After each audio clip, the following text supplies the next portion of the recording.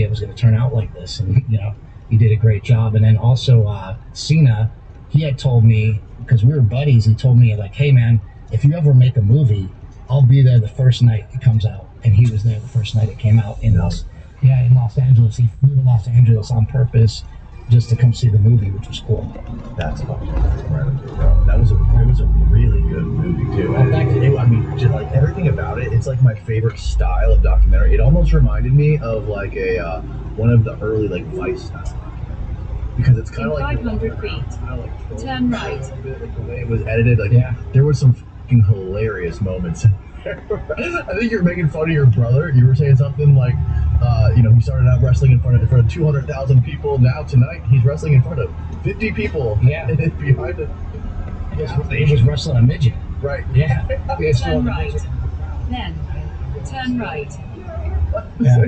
So it was a midget wrestler, and he picked him up and threw him in the crowd, and and you get paid like $50, and that's the truth of wrestling is like there are very few John Cenas. Even my brother Mark, who looks fantastic, he's jacked and shredded, and he was in pretty good shape back then as well. Even when he was thicker, he was like puffy, and even when he was before he got on the juice, when he was natural, he looked really good too. And the thing is that at the time, a guy that was like barely 6 feet tall, 210 pounds, wasn't what they were looking for. They wanted to see John Cena. They wanted to see somebody who like super jacked, and Mark just didn't have that. Turn right. Then he was really good at turn right. Demos and doing all that stuff, but he gave it up for powerlifting. Which as soon as he gave it up for powerlifting, I'm like, what are you doing, man? There's no money in powerlifting. You'll never make it in powerlifting. He's made probably more money in powerlifting than he would have ever made if he gone into wrestling. Right. Because he turned it into a business. Yeah, it's really crazy the lifestyle that some of these pro wrestlers had in the 80s and like the early 90s. It was such a different world. And wrestling was like on a completely different level, like WWE, WWF than it is now, and just from the turn right. Then turn right onto the slip road. Not like a lot of time around Hulk and Jimmy Hart and like there's this other dude, Bushwhacker Luke, who lives down the street. Yeah, I know the Bushwhackers. He had a gym right down the street. I used to go to that gym every single day. Our uncles used to call us the Bushwhackers, so we would come to we'd come to Thanksgiving and my uncle would go, the Bushwhackers are here. The Bushwhackers we're like the worst. Why are we the Bushwhackers? Whoa, matey. Yeah, those guys are hilarious. And I've spent I kind of like spent a lot of time working with those guys and like spent filming like commercials and little ads and stuff with them, and like around all Hulk's little companies that he was doing over the last probably like 15 recently, probably 15 years, 10 years ago, maybe 6 years ago. And he also had like a little restaurant and bar down the street, but like I was never a fan of it. I just like heard the stories and spent a lot of time around these guys and all this stuff until my friend Mark I was talking about brought me to WrestleMania in New Orleans, and that experience made me a wrestling fan. Yeah. You know what I mean? Who was the main event? It was I want to say it was John Cena and somebody else. It was definitely John Cena and somebody else. But I remember walking down the steps of the stadium to the floor where we were sitting, and because I was in the bathroom and I was coming down, and then all of a sudden all the lights cut out. Turn right onto the slip road. And all of a sudden it was like, gone. Oh, the Undertaker. I was like, whoa, yeah. Dude, that was insane, dude. It was just like, it rattles every fiber of your being, everyone in there, like all the energies. And it's like, it's palpable, the energy in there, and like it's such an incredible. They say that wrestling's fake. I know, like I've seen like Dave White talk about it. He's talking about it. It's incredible. Mark and I had a chance to like sit down with him, and he's just a great guy. But he's not for the theatrics of like the guys coming out and stuff. And I always said like, man, one of these days, they should go that way because it's so interesting. It makes it so much more fun. It feels.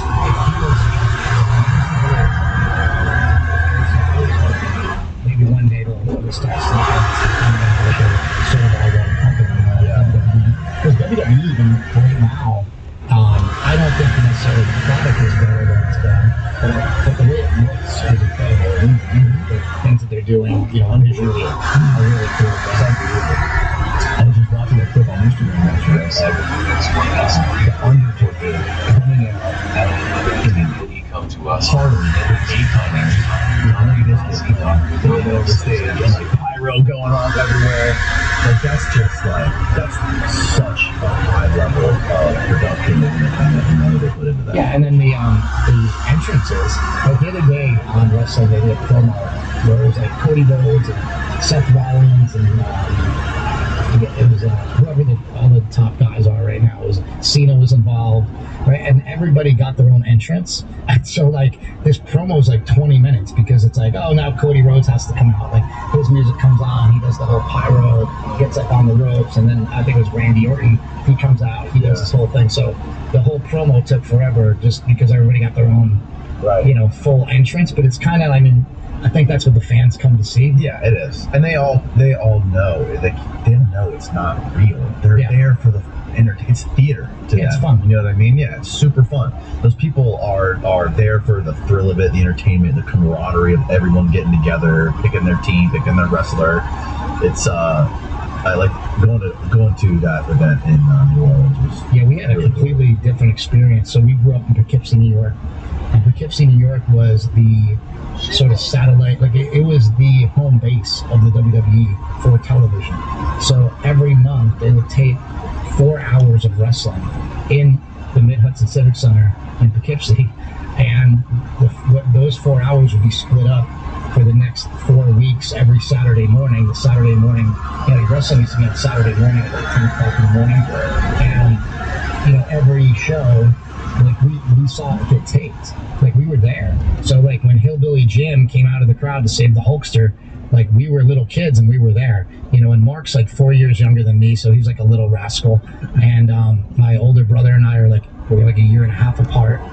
And it was just so much fun for us to sort of grow up kind of as a part of the WWE, Yeah, totally. And the amount of stuff those guys were taking in the 80s was probably like on a whole nother level. Yeah. Not just performance enhancing drugs, but like the drugs you gotta take to get rid of that dislocated hip or knee or all the crazy injuries those guys would have. Speaking of that, when I worked at WWE as a writer in like 2003, 2004, and I'm not going to mention any names, but I was backstage several times watching people chew up handfuls of Vicodin. It was like it was no big deal. Just like, what were the other ones? What was the one in Wolf of Wall Street that he was eating? It's like Vicodins, Percocets. No, what were they called? Quaaludes. Quaaludes. They didn't have Quaaludes then. I think Quaaludes have been illegal for a certain amount of time since like the 80s or something. But everybody always talks about, man, everybody says you missed out if you haven't tried Ludes. Right. Yeah, I heard a lot of stories. I have no idea what that would feel like. But I just used to see it all the time. Our older brother Mad Dog, who passed away unfortunately, he was a WWE like jobber where he'd come in. He was an enhancement talent. He'd come in and get beat up on TV and whatever. And he used to tell me like, well, the main reason they hire me all the time is like, A, I usually make people look really good, and B, I always have pills. And I'm like, what's that mean? He's like, I just bring the pills, backstage. And back then it was a free for all. They don't play any of those games now.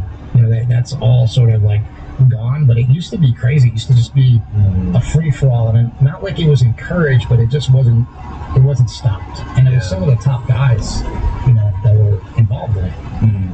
Yeah, it's kind of crazy even today. There's such a stigma around it, Like, look at Logan Paul since he joined WWE. Oh, yeah. The transformation with that guy is unbelievable. Logan Paul, I think a lot of people will come down on him. I don't care about his crypto scams or anything like that. He is the best wrestler in the history of wrestling. Really? He's like real wrestling. The best, like, you go back and watch his first match against like Rey Mysterio, I think it was. It's incredible. Like it's incredible. Like I've worked with a lot of wrestlers because we used to run a wrestling school, and I've seen people come and go, and seen people come in and see people do some amazing things. What Logan Paul can do in the ring athletically it's insane. It's like there's nobody like him. So people can talk shit about him all they want, but he's going to end up being the face of the WWE in the future, I think. Really? Oh, yeah. See, I haven't watched any of his matches. I saw sort of like the flying flips and stuff that he's doing. Like I saw a video of him practicing, like jumping off something and like practicing doing these flips onto the mat. Yeah, I think you'll see Logan Paul, basically shoot through the roof as far as WWE goes. Interesting. As long as he keeps everything else coming in, he's got a lot of other scandals and things going on all the time. He seems like he can't escape all the scandals. Yeah. All the other things. And I think when you get that big, it's probably hard to. It's hard to say no to people. Yeah, you probably got too many bad people around you. You get too many. I'm ready for it. Dispel 000. A new Donnie. That's right.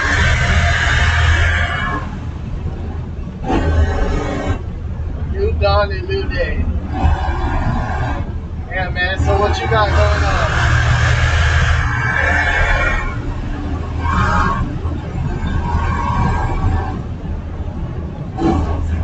000.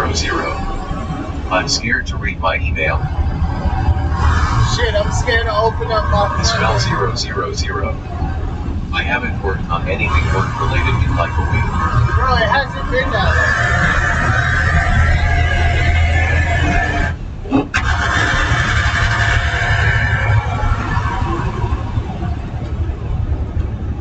I hadn't even been gone for a week, so it hasn't been that long.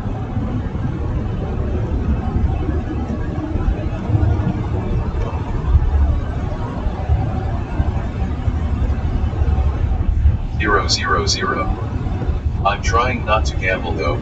I have lots of bills. Man, same here. My account looking fucked up. Dispel 000. My nephew lost the brand new iPad I bought him. Why you don't use Find My iPad? Damn, I know that shit hurt. I'm sorry. Why can't you locate it? Dispel 000. We're trying. I mean, where could he have been?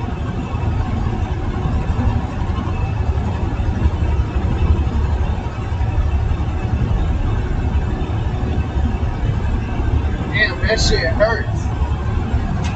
That motherfucker hurt. Dispel 000. I don't know, man. Dispel 000. His parents are divorced, so he got 2 houses. Oh no. See, that's why I hand out handy books. I don't hand out no iPad shit. I went and got a Walmart special, $50.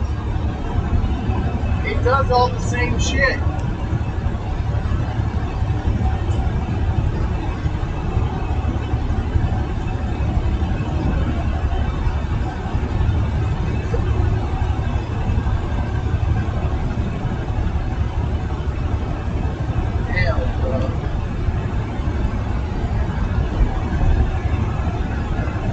Those iPads are like a fucking computer, man. They're so expensive.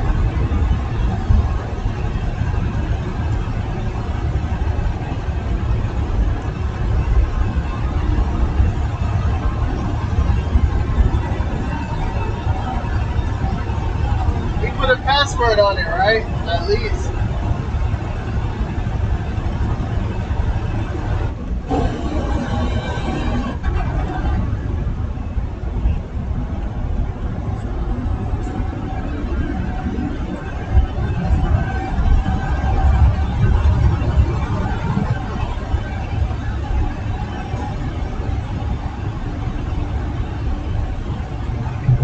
Struggling with low testosterone. We drink out of a lot of like plastic bottles, like I'm guilty of it too. It's like I think we all are. There's so many things that will lower our testosterone, and both men and women are walking around with low testosterone with all these symptoms of depression. One of the best ways to beat depression is have a good testosterone. So I always argue that I always say the world needs a shot of testosterone. It seems like we've gotten a little weak and wimpy in a lot of the things we do, and I think that relates back to our testosterone levels have dropped 50% in the last 50 years. So I think people, they don't need it. If they go and get checked and they don't need it, that's great. But I also say, like, even if your levels are like 600, 700, why not have it be like 1,000, which is optimal? You know, why not have it be in that 900 to 1,000, which is optimal? And so there's a debate to where, like, I just think it can help so many people. I've seen it personally help hundreds of thousands of people. Like, when I made my film, I had no idea the impact it would have on the world. I think you don't know, what impact you'll ever have on the world. But I've talked to so many people that are, pretty like high up in what they do. For example, like I work with a compounding pharmacy now in Houston called Empower Pharmacy. My boss saw Bigger, Stronger, Faster and said, like, I need to work with you. Like, we need to do stuff together because your film changed my life. The reason I have this Please compound. no more talk radio. All right, I'm sorry. Spell 000. Yet he got a password and shit on it. Okay, so he's good. I mean, it's a paperweight. It sucks, don't get me wrong, but it's not like nobody can really use it.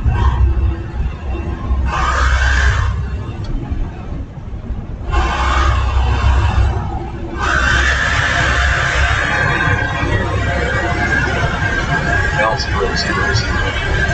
Yeah, he's pumped about it too. Spell 000. Dispel 000. Live and learn.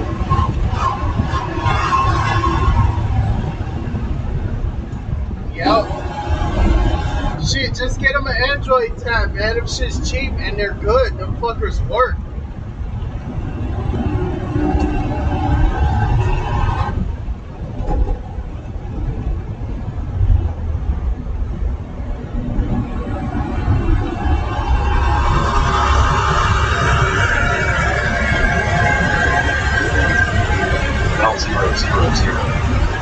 They have an Indian iPad that's $32 LOL. Oh yeah, that's the poop Spell pad. 000. It doesn't do shit. No, the poop pad. It cooks with its feet. It makes Spell very- 000. Except maybe train you for a call center job. Right. That's the poop pad Pro. The triple P. I know that one. They got the poop pad Pro and the poop pad Pro Plus.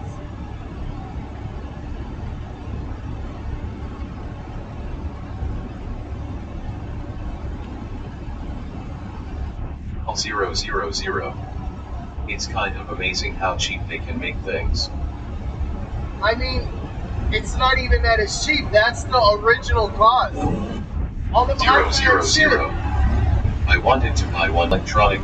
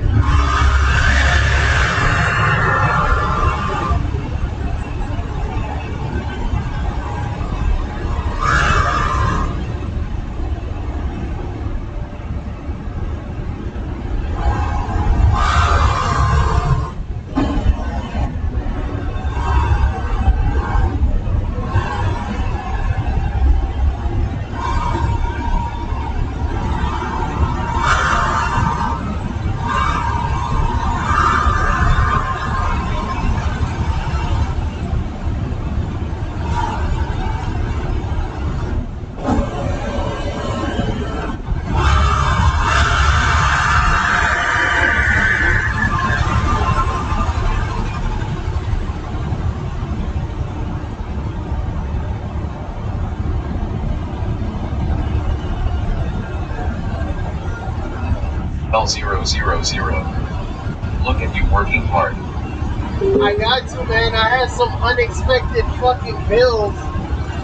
And shit, I didn't want to stay in Miami anyways. All I did was just lay down in my shed. That was it.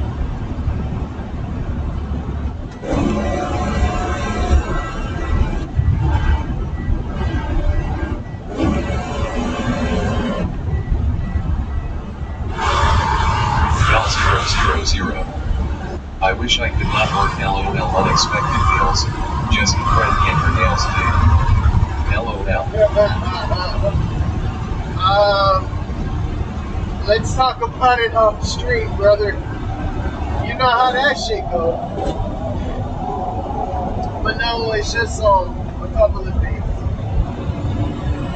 know, you think you're the only one, but I lack discipline too. So. And I've been kind of fucking up. Spell 000. Eyeball emoji. There you go. Hey, you know that nigga looking at every day. Like whites on rice.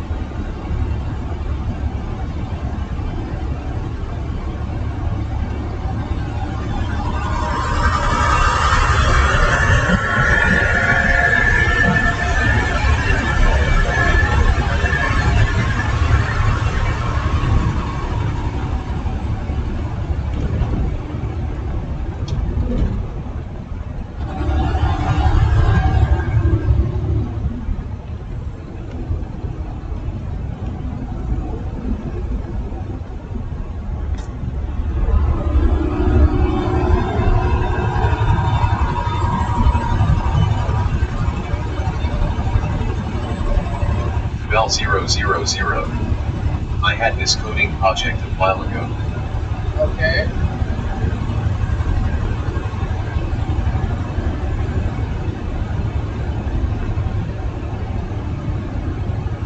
Oh no.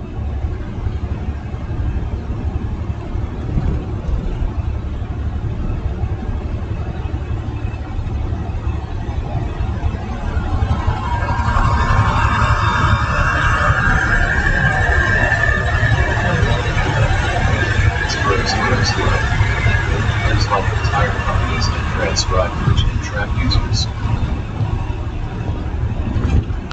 What do you mean? Like they turn everything that was said into text? What do you mean by that?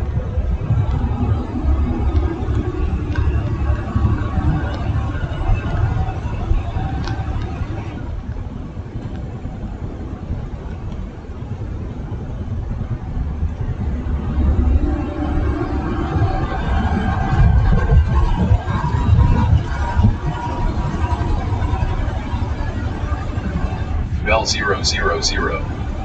So I was working on my own Twitch screen transcriber, like they help you target Twitch streams by a bunch of different metrics, active chatters, what content they're talking about, stuff like that. Okay.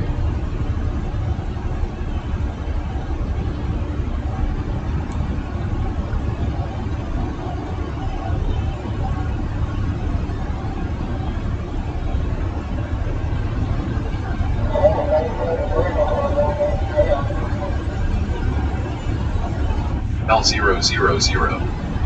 I don't know, it was a fun project.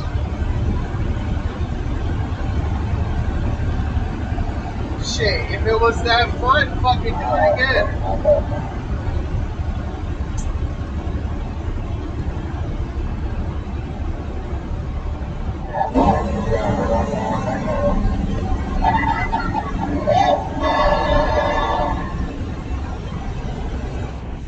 000. This was part of my other project Parasocial.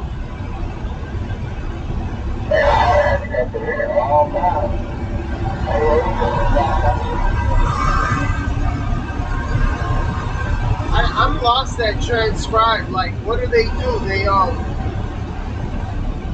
copy all of the words and then like go through it. Basically, your entire text transcript. Bell 000. Transcribe turns audio into text. Right. Okay. And then they search the text for keywords.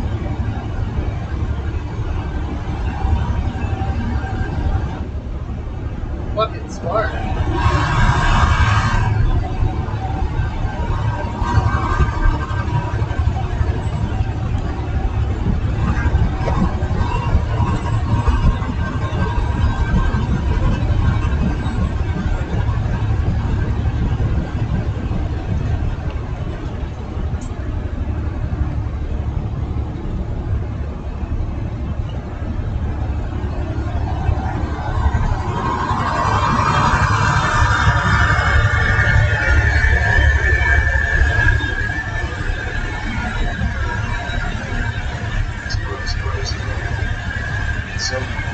these huge databases to see if people are talking about your product, and if it's positive you might want to hit them up for a promotion.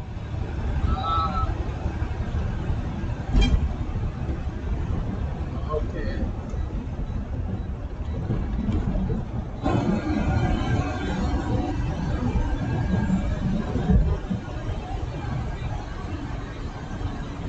Bell 000. But B, I would use it to look for personally identifiable information, like what state they live in. Oh shit. Well, why? That seems nefarious. Like an IDF bot?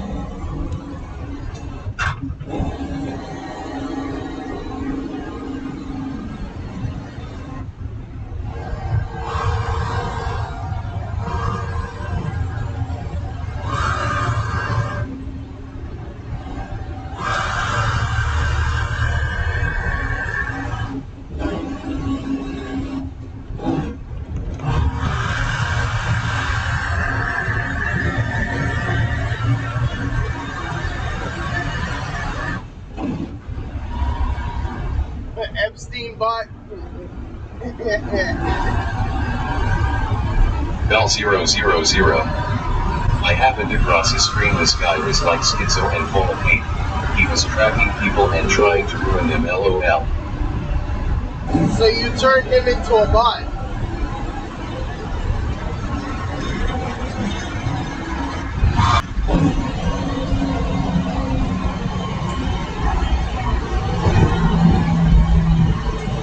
Bell 000. No, I'm just stealing the setup. Borrowing, yeah. I don't blame you. I think things would be easier. I think if I was truly schizo, things would be easier.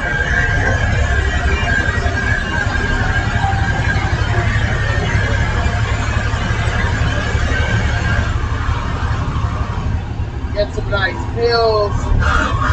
Get on that Section 8, all that fucking government assistance. I think shit would be nice if I was really schizo.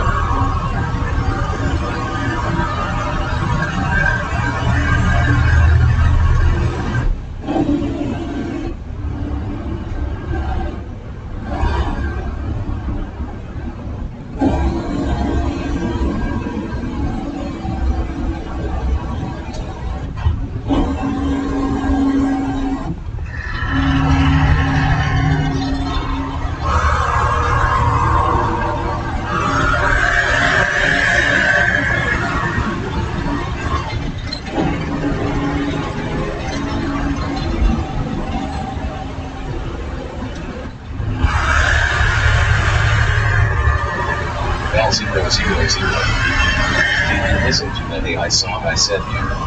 I haven't touched none It's of Bell them. 000. I'm trying my hand at stochastic terrorism. No, let me look at it.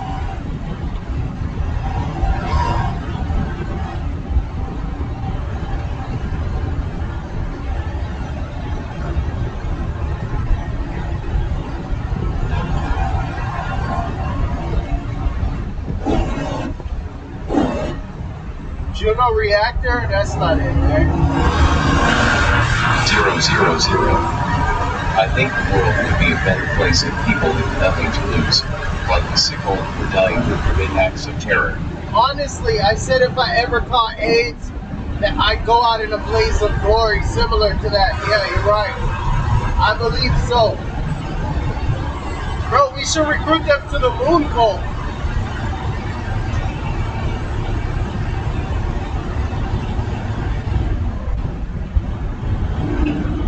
Bell 000. It's called Time Is Now.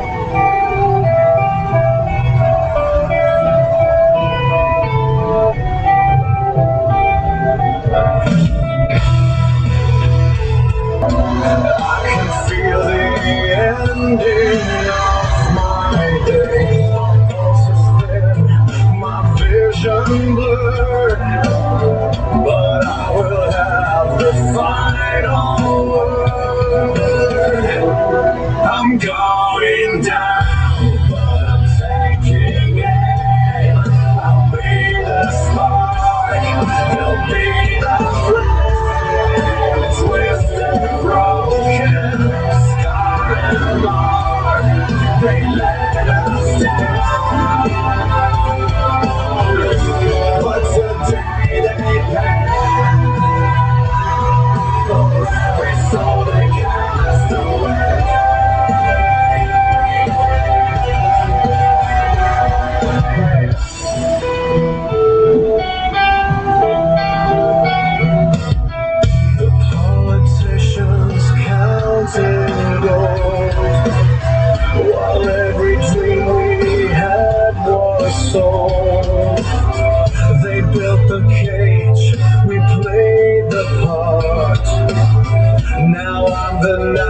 knife against their heart.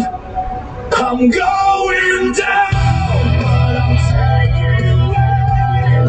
I'll be the spark, they'll be the flame. Twisted and broken, scarred and marred, they let us down. But today they pay for every soul they cast away.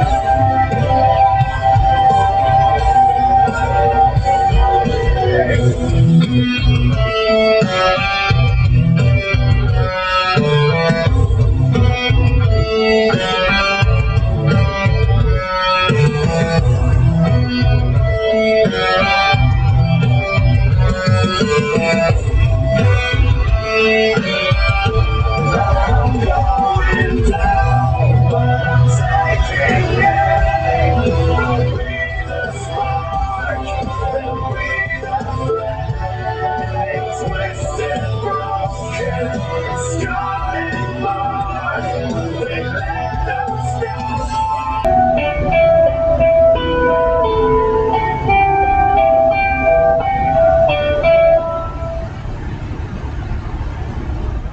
I actually love that song. Very good. It's really good, man. L000. Just a fun little song.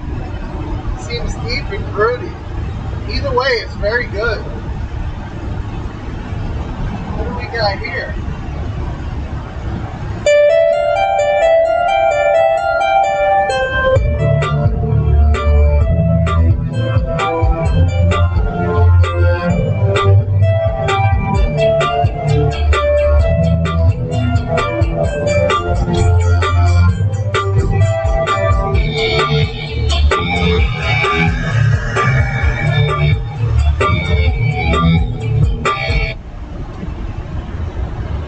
Nice. I like this one better though. That one's really good.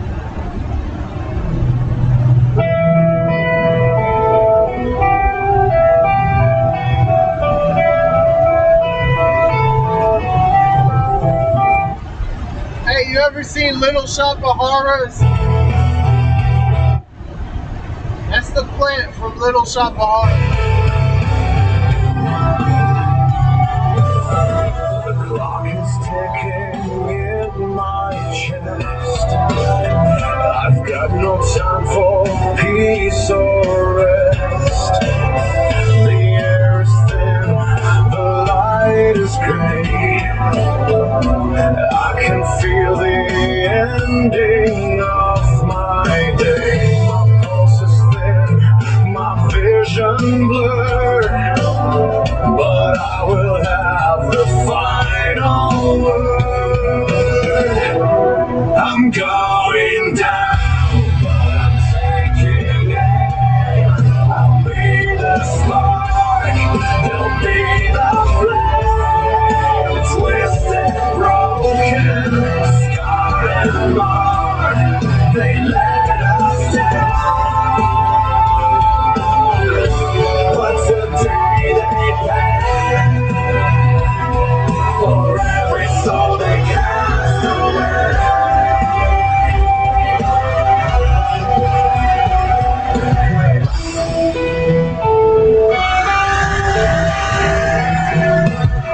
The politicians counting gold, while every dream we had was sold. They built the cage, we played the part. Now I'm the knife against their heart. I'm going down, but I'm taking aim. I'll be the spark, they'll be the flame. Twisted, broken, scarred and marred, they let us down. But today they pay for every soul they cast away.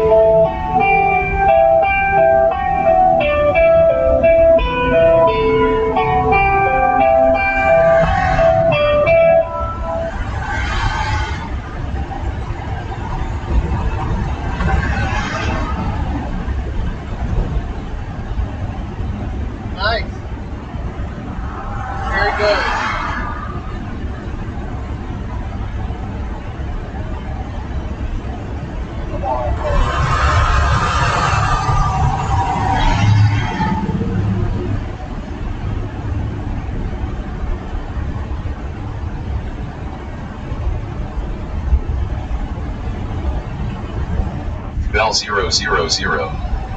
Haha.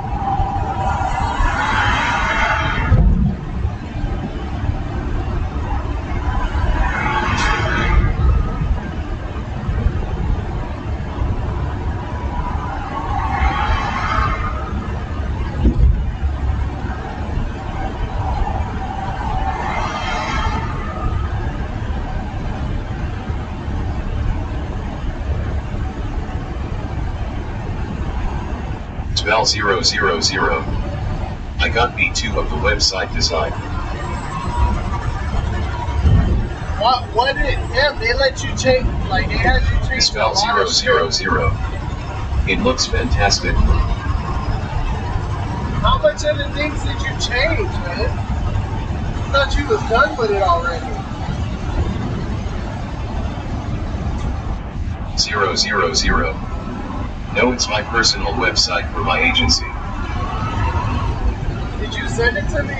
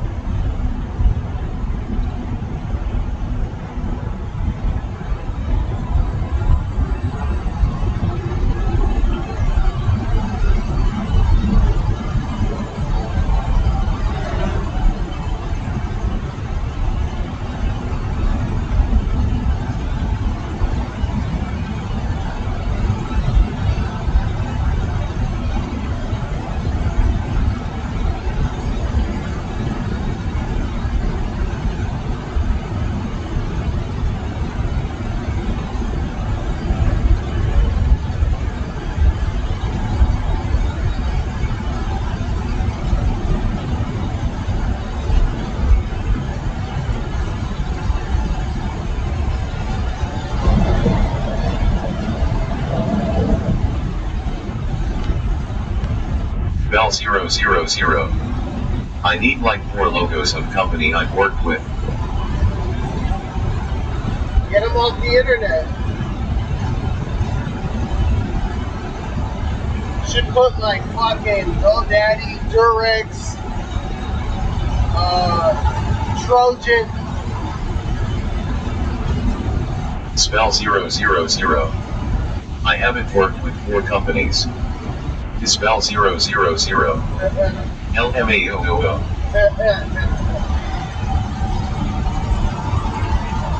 You can put my company Reese's Pieces. You can put that. I'll allow it. I'll talk to the trademark people, but you're good. Brought to you by Reese's.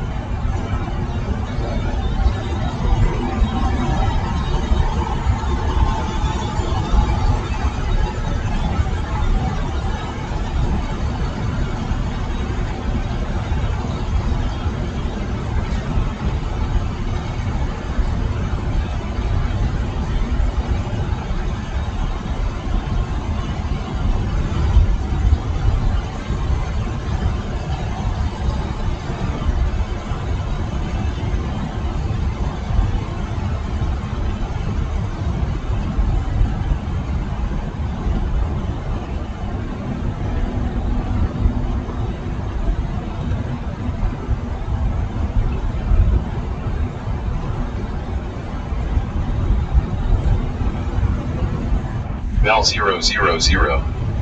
I feel like I've worked for the same company for too long.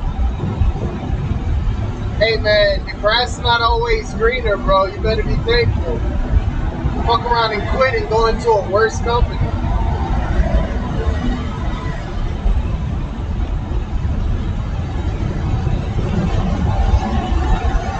I feel like that every time I hear Tony's fucking voice.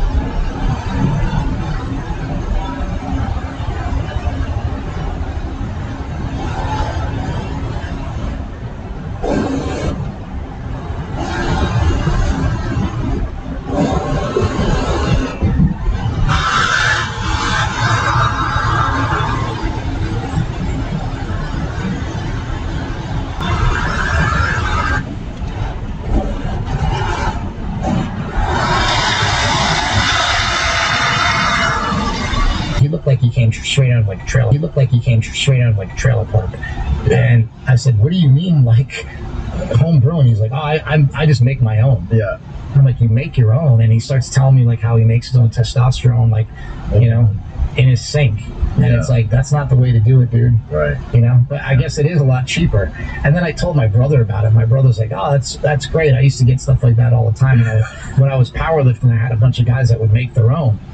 And I'm like, yeah, I don't know about that, you know. Yeah, I got some friends who buy their shit from guys at the gym, and they you know, they never got their blood work done, and they seem to be doing fine. I mean, they're huge. Yeah, steroids work. You know, that the thing is they work, but at some point you're gonna sort of hit a limit, you know, and like how big you want to get. And I think I used to think it was really cool. Even the name of the movie is Bigger, Stronger, Faster. I used to think it was like really cool to be really big. Now I'm like, how do I get smaller? How do I get leaner? I want to get skinnier. Right. You know, be functional, right? Yeah. Be able to do shit. Like I've worked out my whole life. I've been going to the gym at least since I've been in high school. I've gone to the gym. Like I've never been one to want to get really bulky or jacked. But like I grew up skateboarding and surfing and doing stuff like that. So I always wanted to be able to swim fast and be agile. I never wanted to be so freaking jacked that I couldn't move. You know? Yeah. So I think genetics has a huge hand to play in that as well. You know. Yeah, definitely. But like I think it's you know, it's changed. Like the culture has changed. Like I think you guys talked about this in the Bigger, Stronger, Faster documentary. But you were talking to somebody. I think it was like a lawyer or a doctor or something like that. He was showing you the GI Joes.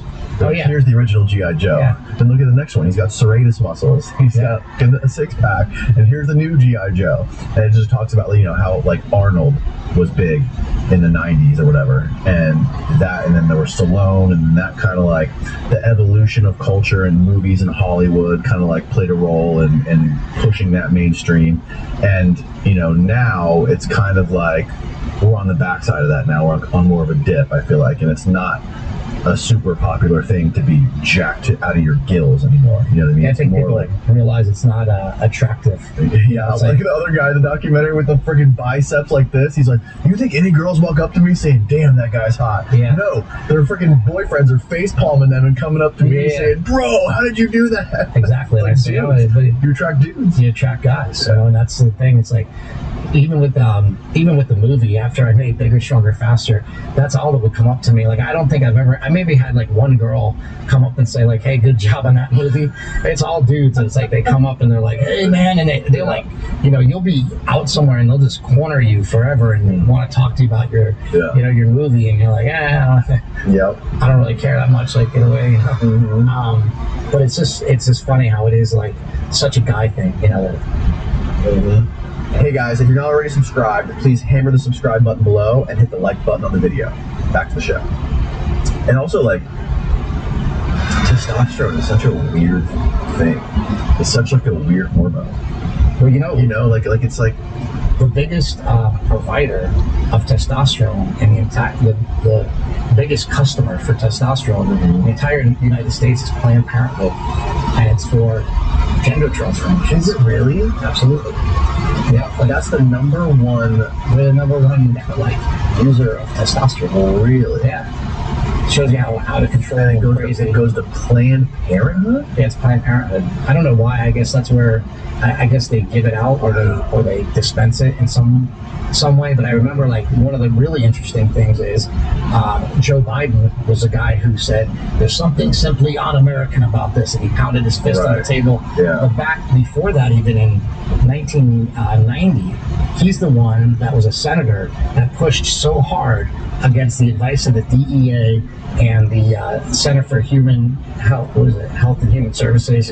Yeah. He went against their recommendations, and the American Medical Association. All three of those recommended that they don't make steroids a Schedule III drug. They don't make them illegal. They don't put testosterone in this, you know, class where nobody can get it. And he came out and said, no, we're going to go against that. And then Biden wanted it to be scheduled. And Biden got it scheduled. Yeah, and he got it scheduled, and that's sort of like was his claim to fame. But then just recently, before he went out of office, his administration was pushing hard to now legalize testosterone for these gender-affirming care patients. God. So guys playing baseball can't use it, but kids, minors, who want to change their sex. Yeah, and I'm not sure like the ages or anything like that. You hear a lot of crazy things like, 15-year-olds are getting it. I don't know if that's true or not, but I've heard the stories, and like, who knows what's true. I'm sure it gets blown out of proportion, on in the media, like the mainstream media. People like to use that as like a rallying cry to their team. We gotta fix all the trans, but sometimes the truth is in the middle. You never really know what's the real and to be honest, if that's making people happy, I don't care what it's being used for. I just don't want it to be illegal for me. I don't want it to be hard for me. It shouldn't be fucking legal for kids though. For people, not for children, not for kids. There's definitely that's you definitely need a age limit and a parental consent, and probably like some sort of psychological evaluation. I think as well. Sure. I think a lot of people get into that and they don't know what they're getting into, and definitely not for kids. A lot of smart people think that like when these people are going through these psychological issues where they think they're a different gender, or they're like a man in a woman's body, woman in a man's body. People have said that they're just mentally ill gays, or just like gay people who are going through depression or going through any kind of thing. They're just confused. They're young. I mean, that's being like that when you're young is normal, right? You just need the proper guidance. Yeah, I think a lot of times time would be the key factor. You need time. Like when you feel like that, are you gonna feel like that 5 years from now? Probably not. Right. It's the same thing with getting, your face tattooed. Like, you're not going to let fucking 5-year-old Johnny get his face tattooed, get a Spider-Man tattoo on his face just because he thinks Spider-man's cool. He's going to regret that when he's 12. Kids would ask for that, Right, exactly. Exactly. But, so, also, Bruce Jenner is an interesting one because Bruce was taking steroids, right, when he was in the Olympics? So I have a friend, his name's Tom File, he's amazing, he's hilarious. He's this jacked power lifter, and he's like 60 years old now, he's still squatting like 600 pounds. He's just one of the most maniacal people I've ever met. He used to work the front desk at Gold's Gym, and he used to train Bruce when it was Bruce. Really? Yeah, and I think that Bruce was on the juice. That rhymes, that sounds cool. He used to train Bruce because nobody else would train Bruce. He has not confirmed to me whether or not he was on steroids, but basically, like, when you hang out at Gold's Gym in Venice, you're on steroids. I don't care who you are. I worked out at Gold's Gym in Venice for probably about 22 years straight, and I've met everybody that's come through those doors, and most of the people that come through those doors are gonna end up taking something, no matter who they are. It's just that's the environment that place gives off. Really kind of in a weird way, when I shot Bigger, Stronger, Faster, they let me shoot in there, and then I was so excited that I made the movie and it got in Sundance Film Festival, and like, hey, this is gonna be a bit on Netflix and all those things. And so I got all excited, and I went in with a poster and was like, can we put this poster up in here, because I have all these posters of like all the famous people that have been through Gold, and I'm like, I'm finally going to get my poster on the wall of Gold's Gym. And they were like, hell no, you said in your movie that people come to Gold's Gym and take steroids. I'm like, where did I say that? I never actually, like, I never said it. I never even equated it. I just said, like, the movie was about steroids and Gold's Gym is in it because I work out at Gold's Gym, but I never said anything derogatory about Gold's Gym and people going there using steroids. But now I will, because people go there and use steroids. But it's just interesting that, like, they wouldn't hang my poster on the wall. So they have the posters on the wall of all the guys that have used steroids, worked out at Gold's Gym, and their posters on the wall. What's the point? My poster's not supposed to be there. Yeah, that's so silly. I can't believe they would do something like that. But like, as far as like Bruce, so what do you make of? Is there any connection between people who would, if Bruce was using steroids or doing something to him, like all of a sudden going trans? Is there any sort of like pattern there with people?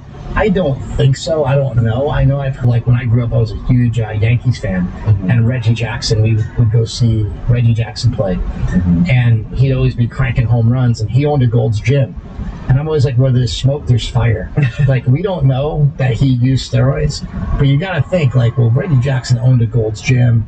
You know, Ric Flair owned a bunch of Gold's Gyms, and like, did he really? Yeah. Who are these guys that they're I just think that like where there's smoke, there's fire. There's no reason to think that they wouldn't do it. You look at a lot of people, like for example, I've done an interview with Lance Armstrong. He was awesome to talk to, but Lance Armstrong's not a very big guy.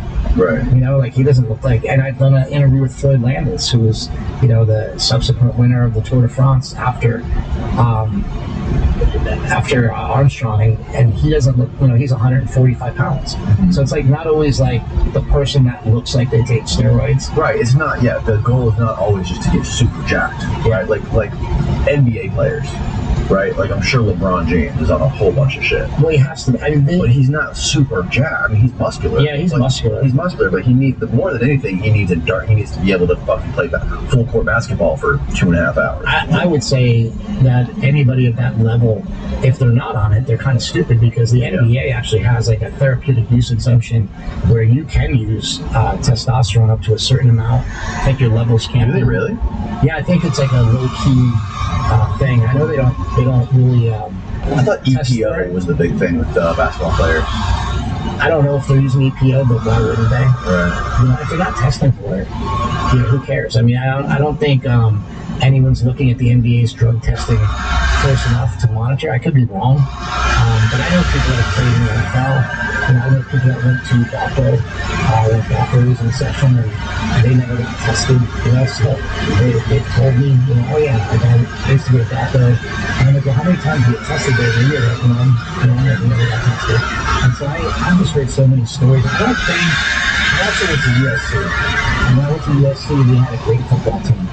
And a lot of these guys that are like offensive linemen, defensive linemen, they're just huge guys. And I would talk to them about steroids and they'd have no clue. I'd talk to the second stringers, third stringers, they'd know everything about steroids. So I think it's like there's these in the NFL, NBA, wherever, you're going to have like all these freaks, right, that aren't taking anything, which is surprising and shocking. And then you're going to have some people that take stuff that it makes them better. It makes them good enough to be on that starting team, And so, I don't know, it's just so hard to tell, because I used to be one of those people where I used to think everybody was on something, but I've met so many people that when I talk to them, I get a sense that they don't know enough about it. Like, I mean, if they're taking it maybe through some sort of coach, because they just don't know anything about it, and maybe they're playing stupid. Right. But I don't think a lot of people don't care. I know people do it all the time and don't know shit about it. Like, I don't know, if I fucking send it to me, I jam it in my ass. Yeah. I mean, it could be, Yeah. But I also just think I think there is a good amount of natural people out there, but it's dwindling. I think it's getting smaller and smaller as we move through time. But it's like, my brother had a gym in Sacramento, and we'd have all sorts of people come through there and train with us. And I couldn't tell you how many guys would say they're natural. And it's like, what are you going to do? Confront them to their face and be like, no, you're not. Show me your blood work, Yeah. And it's just, it's not even, at a point, it's like not even worth it. Right. To worry about. It's like I always tell people, just worry about yourself. Yeah. Totally. And there's for things like the NFL, I don't know what the optimal steroids or human growth hormone, what the optimal stack would be for an NFL player or an NBA player. But I would imagine, at least for NFL players, dudes who are getting the shit beat out of them every single week, that they would at least need testosterone and some sort of growth hormone just to be able to heal their body every week, right? And just some peptides. To turn around in 7 days is a lot to ask when you're really crushing your body like that. There's some peptides that can help, like the BC157, oh yes, 500. Yep. Is that considered a steroid or is that just a peptide? They're peptides. Okay. I have tried, honestly, like I have a really bad shoulder. I tore my rotator cuff, I tore my tricep, and it just never healed right. And so I've tried gallons of BPC 157 in my shoulder. I've tried literally hundreds of thousands of dollars of stem cells. Luckily, I make documentaries, and I've gotten comps from some different people. And so I've had probably $100,000 worth of stem cells in my shoulder, and with not one positive effect. Really? Like, I have a good friend who also paid tons of money for stem cells, and he said his back, and he said he never felt any sort of benefit. Yeah, I felt zero benefit. I felt zero benefit from BPC 157. Maybe the injury's too intense, but I have other people that say they've injected it in their knee or something, and then all the pain went away. Yeah, I've injected a BPC in my hand before when I like fucked up a tendon in my thumb, and it helped a lot. Yeah. But that's so I don't doubt it. It's just like it's not something that worked for me. Yeah. So What's the difference? The stem cells, though, the interesting thing about the stem cells is there's like the general population stem cells, and then there's the ones that you can get that are actually like you can get from like your own wife's placenta. Yeah. That are like, or I guess would that work for the dude though? If it was from, oh no, I'm sorry, it's the cord blood from if you have a baby, you can get the cord blood with the umbilical cord. And if you use those stem cells, those match your DNA, and those apparently are like 100% effective. That like the general mill stem cells, like the general population stem cells, aren't I necessarily. used two different. I went to Mexico and went to a place called Eternal Health. And like I said, they had all these other treatments that I got. It was great, but the stem cells did not work in my knee and in my shoulder. Then I went to another place in Austin where they're not allowed to use the same kind of stem cells they use in Mexico. But I was told that the ones that in Austin are actually from, like I think, like you said, like a placenta or something. And there's like the ones in Mexico where like they drew them from me and then they spun them up and they injected them back into me. Yeah. And then the one in Austin, they just went, boom, right into me. And the ones that went right into me in Austin, those seemed to work for my knee, but they didn't do anything for my shoulder. So it's weird, right? Because like I feel like they helped, but I don't feel like they helped. They don't help enough for me I couldn't recommend it to you. Right. There's probably a little bit of placebo effect. Yeah, I wouldn't tell you like, oh man, go get stem cells. It's going to be great. Yeah, you'd probably kill me if you spent the money and went down there. Right. Yeah. There's got to be some level of placebo effect to it. But that's interesting. It worked on your knee, not your shoulder. And your shoulder's just completely wrecked. That could be it. Yeah. I had a dude in here. I was telling my brother about this, but I had a dude in here who was a coach for, I think it was University of Florida Gators. It was or not like the head coach, but like one of the coaches. Yeah. They have a whole team of coaches, and he was telling me all of the like the receivers and the running backs are jacked on Adderall. Oh yeah, and I was like blown away. I'm like, what?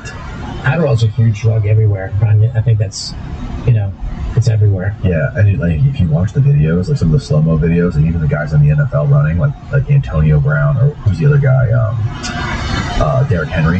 Yeah. Videos, everybody's helping the when I said in Bigger, Stronger, Faster, we show like, okay, well, if this is cheating, why isn't this cheating? And we show all these other industries where they use beta blockers in for musicians.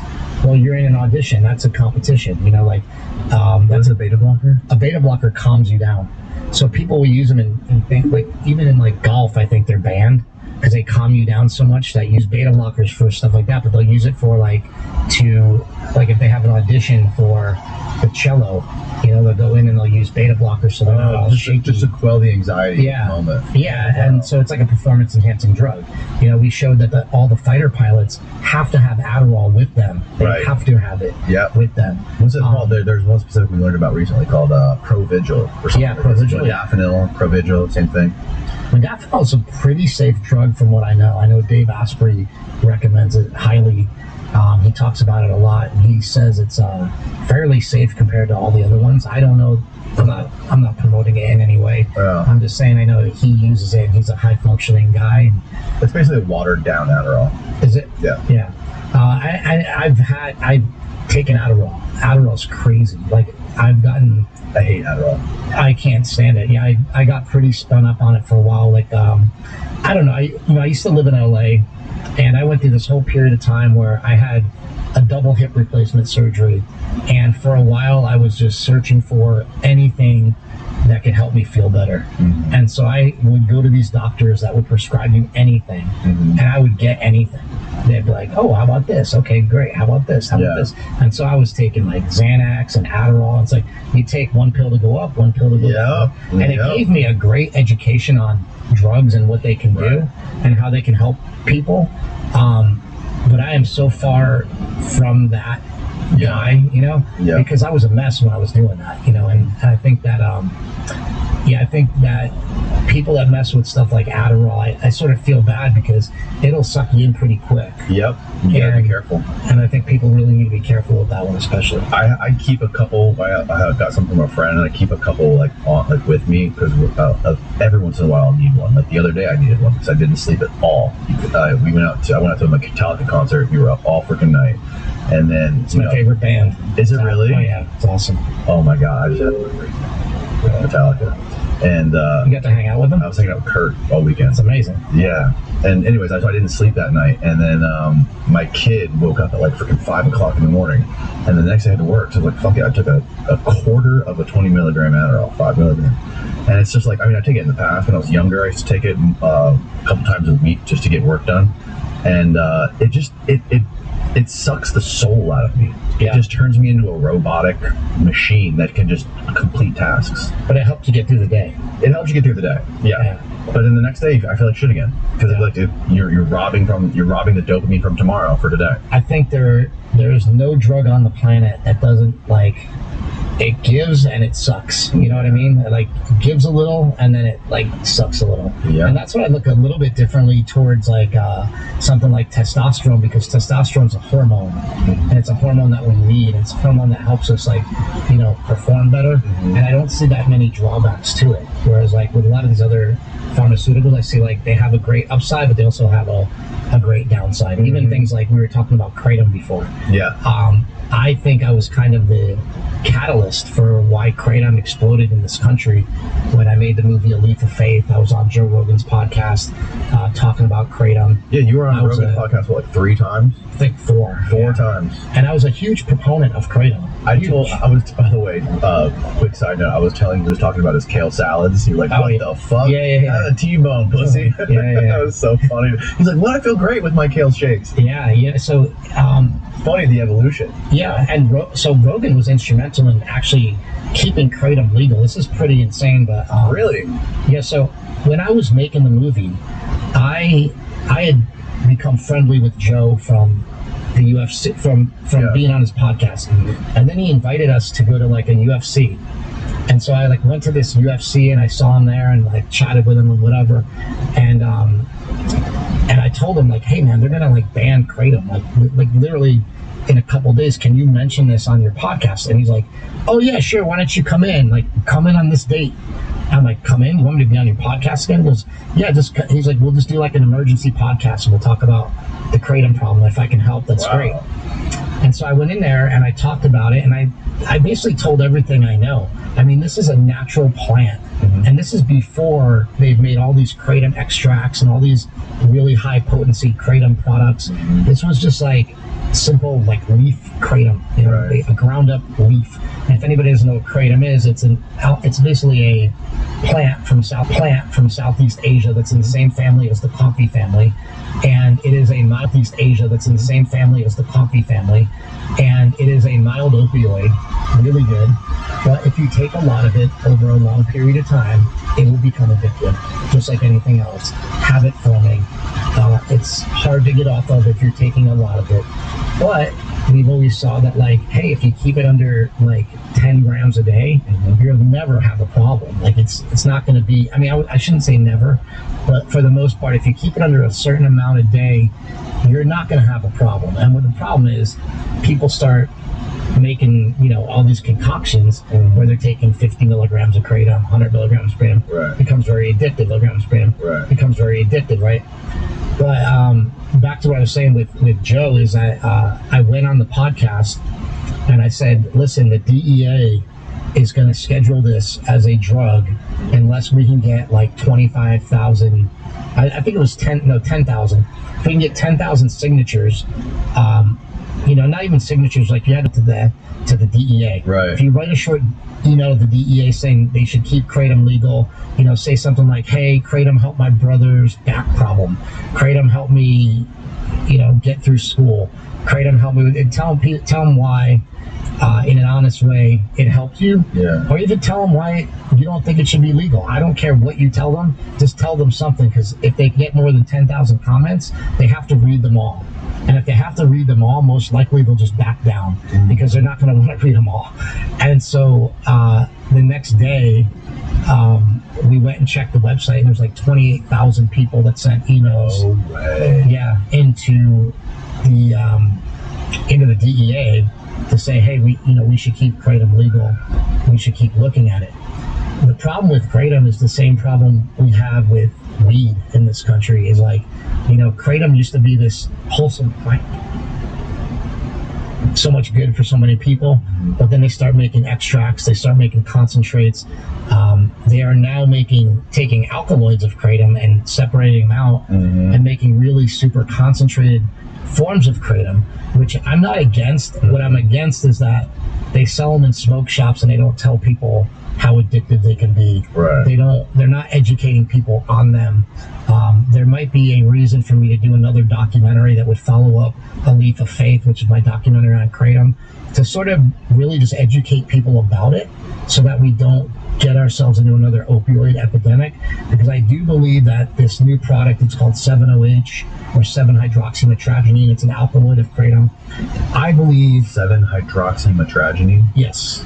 You can buy it at any smoke shop. You walk into a smoke shop, or even gas stations now, you'll see tons of it everywhere. And the problem is people are spending, it's expensive. It's like, on average, for 5 tablets, it's like $35. So it's like $7 a tablet. People are taking 5 tablets at once. They're taking it all at once. And What's the effect? It'll put you high like an oxycontin. Okay. But if you take it in like a lower dose, just a normal dose, it'll kill pain like crazy. So that's where I'm coming in saying, like, we're not supposed to take the whole damn package. Right. But like, I can't control that. And so in order to control, and the companies that are coming out, they're called Opia, or they're called Pressed, or they're called, Blues. They have these names that sound like drugs. Right. And when they have names that sound like drugs, it can turn people off. It's sort of telling you, like, hey man, you're buying a drug. Yeah. And if we want to make this a potent painkiller that can really help people, there needs to be some sort of process or some sort of way to do that. So I'm actually talking to some people about possibly doing another documentary about kratom, because I do think it can really help a lot of people, but there needs to be education on it. The same thing also, like on the flip side of kratom, is ibogaine. Yeah. And I'm also talking to some people about doing a documentary about ibogaine, because if people don't know what ibogaine is, it'll flip an opioid addiction in like 48 hours. It's one of the most insane drugs I've ever dealt with. It will reset all your neurotransmitters in your body. It'll kill pain in your body. For me, I did a ibogaine trip. You can actually watch it on YouTube. It's called Ibogaines. So it's IBOGAINZ. I love it.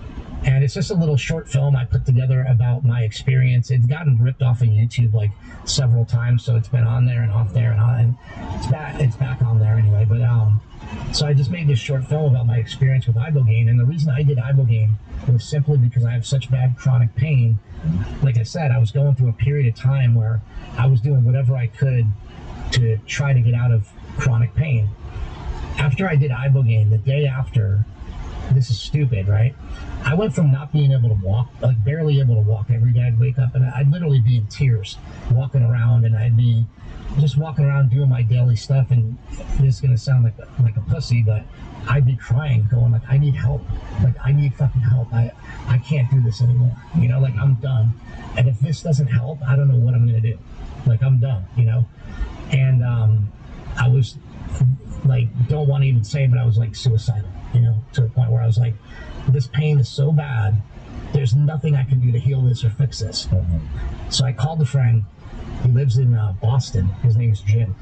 And Jim is like, he's amazing. He's got this thick Boston accent. He's like an old school bodybuilder from Boston. And Ibogaine saved his life.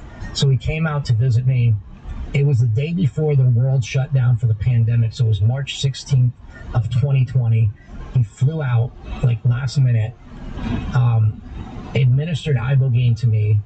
I went on a trip that lasted, I want to say like 3 or 4 days, where I was like in the clouds. Like, I don't know where I went. It lasted that long? Yeah. My soul like left my body. How do you take it? It's just a pill. Just a pill? And it lasts that long? Yeah. It was a series of pills. So what it was I took like 250 milligrams, I think every hour maybe, for 5 or 6 hours. And what happened was, I dosed it at a really, really high level because my pain was so bad, and I kept like asking for more. I don't know why, because I was in the middle of the trip. And I ended up taking about 2 grams of it, which is a lot. Like, if you go to a clinic in Mexico, they'll probably give you 1 gram. But I think because I got 2 grams, I blasted off to the moon. It was, so in the beginning of it, it was the most horrific, like horrible, you see every tragedy in your life, every bad thing that's happened in your life, and you just keep turning the page, and then something worse comes up, and then something worse comes up, and it's like you're reliving all these past memories. But then all of a sudden, like, I got through all these like bad memories of like being picked on in school. Yeah. You know, like you remember the most unique, like weird things. And then all of a sudden, like, I saw like a flashbulb go off, and I'm like, oh, there goes all my depression. And another flashbulb goes off and goes, there goes all the anxiety. And another flashbulb goes off and goes, there goes all the pain. Hey, you're free. You're free to go. And then I saw my older brother who passed away, and I was telling your producer, Steve, before, it's not like I felt like I saw and talked to my brother. I talked to my brother. Like, it was real. It was so real, I can't describe how, it's hard to describe how close it was to like a real interaction. Like, I feel it was real. You know, like, I feel like my brother came to me and said, hey, I know I fucked up and I did a lot of drugs and I did a lot of crazy things in my life, but I'm here where I am because this is where I'm supposed to be, and none of this is your fault. And like, that was so profound and crazy. It was like literally the most profound thing that ever happened to me. It was like, wait, what just happened? Like, all this stuff that I was holding on to for years just left my body, you know. And then the day after I did Ibogaine, I walked into the gym and I put I was always a power lifter. So I put 405 on the bar and go, let me just, like, I just started working out. I was like, okay, let me do 1 plate. Okay, 2 plates, 3 plates, 4 plates. I go up to 4 plates the day after I did Ibogaine, and I do, you know, a set of 10 with 405, going from like, I can't walk, to like, let me lift 405 for 10 reps. To me, it was just like the most insane thing that I've ever happened to me. And I'm like, this drug needs to be explored. This needs to be looked at. This needs to be something that people can have access to. Because I don't know what the fuck happened. You know? Like, I still don't know. That's so wild, bro. You know, Mark always says, be careful, because like for 6 months afterwards, I was telling everyone, I was like, Ibogaine preacher. Like, everybody needs this, you know, and then you sort of mature and you learn, like, hey, just chill, because like, what is it going to be like in 6 months? And that's why my brother comes in, he's really wise with all that stuff, and he said, give it some time before you tell everybody. Right. And so I just started, like, you know, I calmed down a little bit, like, telling people about it. And then, of course, the pain came back. You know, it came back again. How long did it take? About 6 months. Wow. But if we could find something, there's something in there. If you could find something that can kill pain for 6 months and you only had to do it once, why can't you figure out a way to make that molecule into something where you don't have to have that, you don't have to maybe go through that trip again? Like, maybe there's something there's something there, put it that way. And Big Pharma is not looking into it. Nobody's looking into Oh, it. they're looking into it. They're looking how to subvert it. Yeah, how to shut it down. How to keep it shut down. And there's a guy I'm helping, I've been helping and working with a little bit. His name's Brian Hubbard. He's amazing. He's like, he was on Rogan before. Okay. I think he might be the longest speaker on Joe Rogan with Rogan not talking. Really? Oh yeah, he talked for like 25 minutes straight about ibogaine and how amazing. And they're focusing on addicts, more on veterans. Yeah. I think people with addicts, unfortunately, I think people throw them away. Mm-hmm. Yeah, who cares about the addicts? Right. Like, let's help the veterans. There's this dude Dana Beal. I think that's his name, Dana Beal, who is this he's this hardcore psychedelic guy from the psychedelic renaissance, old school guy who is allegedly piloting. He's flying ibogaine from Africa to the Ukraine to give ibogaine to the Ukraine soldiers. Wow. To help them, like, to treat their not only like battle fatigue and the PTSD, like help them process that and like get back out in the battlefield, which is wild. So he's giving them ibogaine, and then I think the Russian soldiers are getting some form of like meth. Wow. Yeah, it's insane. But like that's super helpful. And I know the government is definitely spending a lot of money studying this shit. Especially there is this lab, chemistry lab I think it is, up in North Carolina, that DARPA gave a $20 million grant to figure out how to take the trip out of psychedelics, certain psychedelics, so they could basically give soldiers the psychedelics and have the benefit of the psychedelic for PTSD recovery, things like this, without having the like hallucination. Yeah, they actually did it in it's really interesting. So I talked to this guy, I want to say his name's Dr. Olson. I think his name's Dr. David Olson. He's in David Nichols? I think it's Olson. Okay. And he's in so there's Nolan Williams, he's at Stanford. Mm-hmm. He's doing a lot of the ibogaine studies. But this other guy at UC Davis, because I used to live in Davis, that's kind of where Mark lives, in that area. And so when I was there, I talked to this guy who basically was able to synthesize ibogaine. It's called like tabernathalog, and tabernathalog is available on like the research chemical sites where you can buy all the peptides. Yeah, you can get this stuff called tabernathalog, and it's like tabernathalog. It's like $700 a gram, but it's ibogaine without the high. They basically said that they can take what happens with an ibogaine trip and put it into a pill, but you can buy it as a research chemical. It's just that, like, not for human consumption. Yeah. Well, here's the thing, like, my girlfriend doesn't like me doing any of this stuff and experimenting and messing around. Mm-hmm. So being reckless, though, has brought me back around to like now being a lot more responsible with stuff. Sure. Because I'm like, whoa, man, that was wild. Like when I experimented with psilocybin mushrooms, I really experimented. I've talked to my friend Kyle Kingsbury. He told me, like, oh yeah, I've taken up to like 20 grams of mushrooms. So my stupid ass, like, I'm gonna try that. For the first time? No, not the first time, but for like maybe the fifth time. I wasn't that far in enough to do it, and I didn't have anybody like trip sitting me, and like, it's just dumb. Right. But I had one of the most amazing experiences ever. I felt like I thought we were being invaded. First of all, I thought we were in a simulation.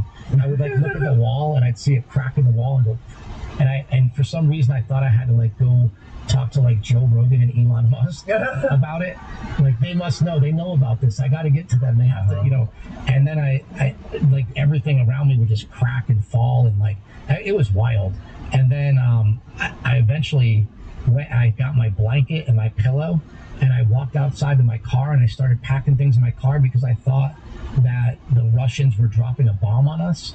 I don't know why. It was like cloudy out that day and it was dark out, and I thought, like, you know, and Joe Rogan said, oh, before you even know it, before the sky even becomes dark, you're going to be dead. And I'm like, oh shit, like, they're you know, and this is all on a mushroom trip. You know, this is just like, that's what happens when you're a little bit reckless. Yeah. It was fun, but, like, you know, what did I get out of it? Probably nothing. Yeah, that's why it's good to, you know, have somebody, if you're going to go that hard, like, to, you know, be in a safe environment, have somebody, like, who knows what they're fucking doing. Because, I mean, like, no one's ever died from psychedelics. The only thing that kills people when they're doing these kinds of drugs is, like, being around a large body of water and not knowing how to swim when you're fucking zonked on. Yeah, and like I said, like, I went and got stuff and walked out. It's like, you don't know, like, you know, you're not paying attention, so it's like, you should be paying attention, you know. So I definitely don't recommend that, but I've walked that path, and I think it's good to be honest about that, you know? Yeah, totally. I gotta take a leak real quick. I made the mistake of breaking the seal before we started, and I'm fucked. We'll be right back. Metallica is your favorite band? Oh, dude, I love Metallica. I can't believe you get to hang out with them. You know, I worked, so we've had just a fucking crazy storied life. And I worked at Woodstock. I think it was like Woodstock, like they redid it in like 94. I think they did it again in 99. And so we worked as like security guards for Woodstock. Really? And Metallica played at Woodstock. And like my brother's Mad Dog, his claim to fame was like, he fell asleep because it was like we were doing security. He fell asleep and he got blasted with like super soakers, and he fucking woke up. I was like, who the fuck did that? He's all, you know, Mad Dog was huge. He was all pissed, and he's like looking around, and he looks, and it's the tour bus, and it's Metallica out the windows of their bus shooting my brother with fucking super soakers. Oh my god! Like, oh, hey, Woodstock, 1999. 1994, I think. Oh, 1994. Yeah, and they were like, look, this guy fell asleep. I'm fucking blasting him. Holy bro! So that was the closest we've ever got to Metallica. Find a video of Woodstock '94. I gotta see it was Woodstock. I was watching a video of the 1999 one the other day, and it was totally insane. The amount of people that were there. I always used to work security for all these concerts.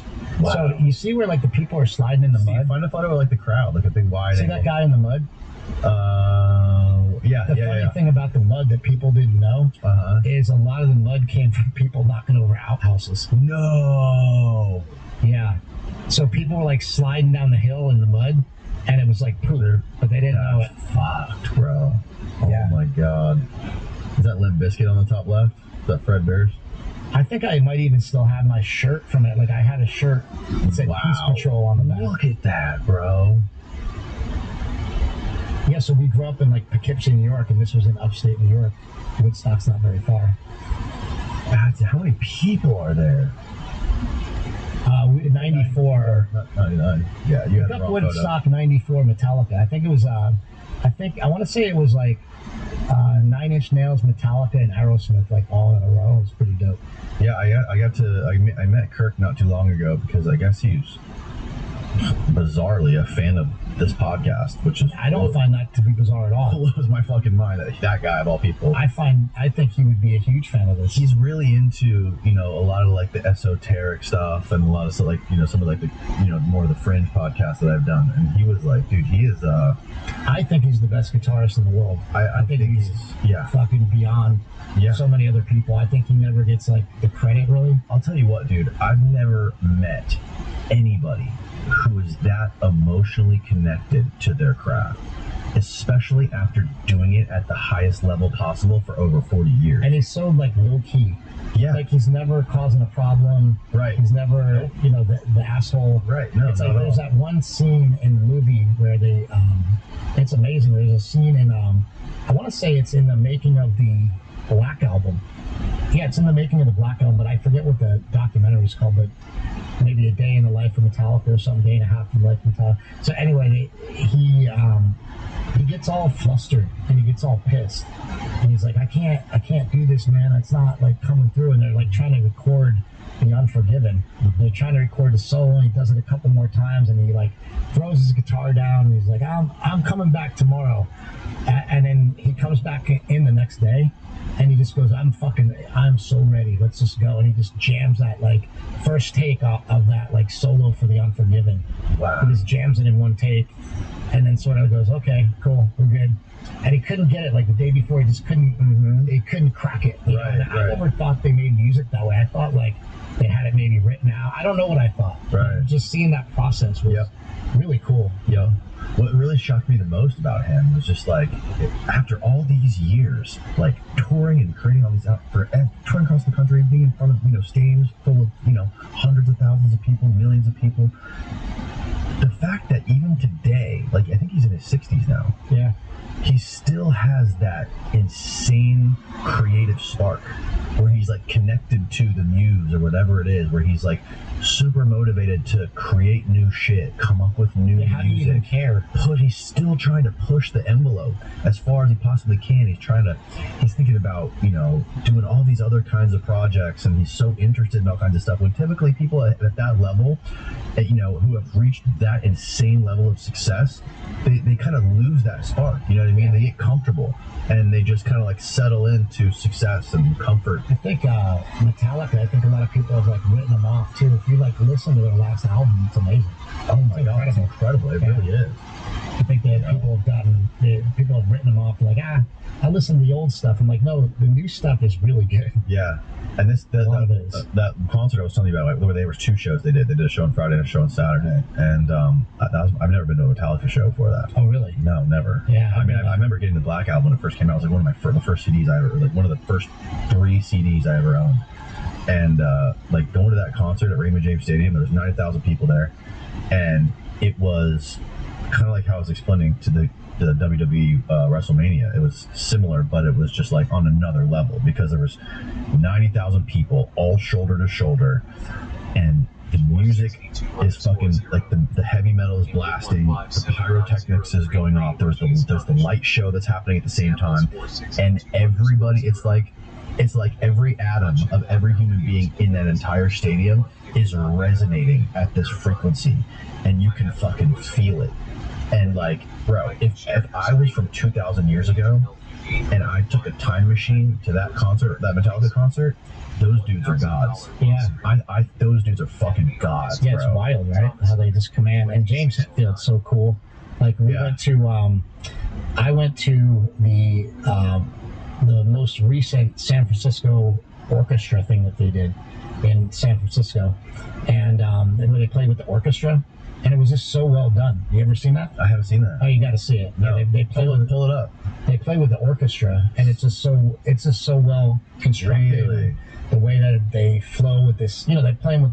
How long ago was the it? whole nerdy San Francisco orchestra.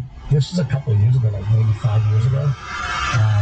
A friend of mine just got tickets for it. It's also amazing they've been stayed together, as a solid crew for so long.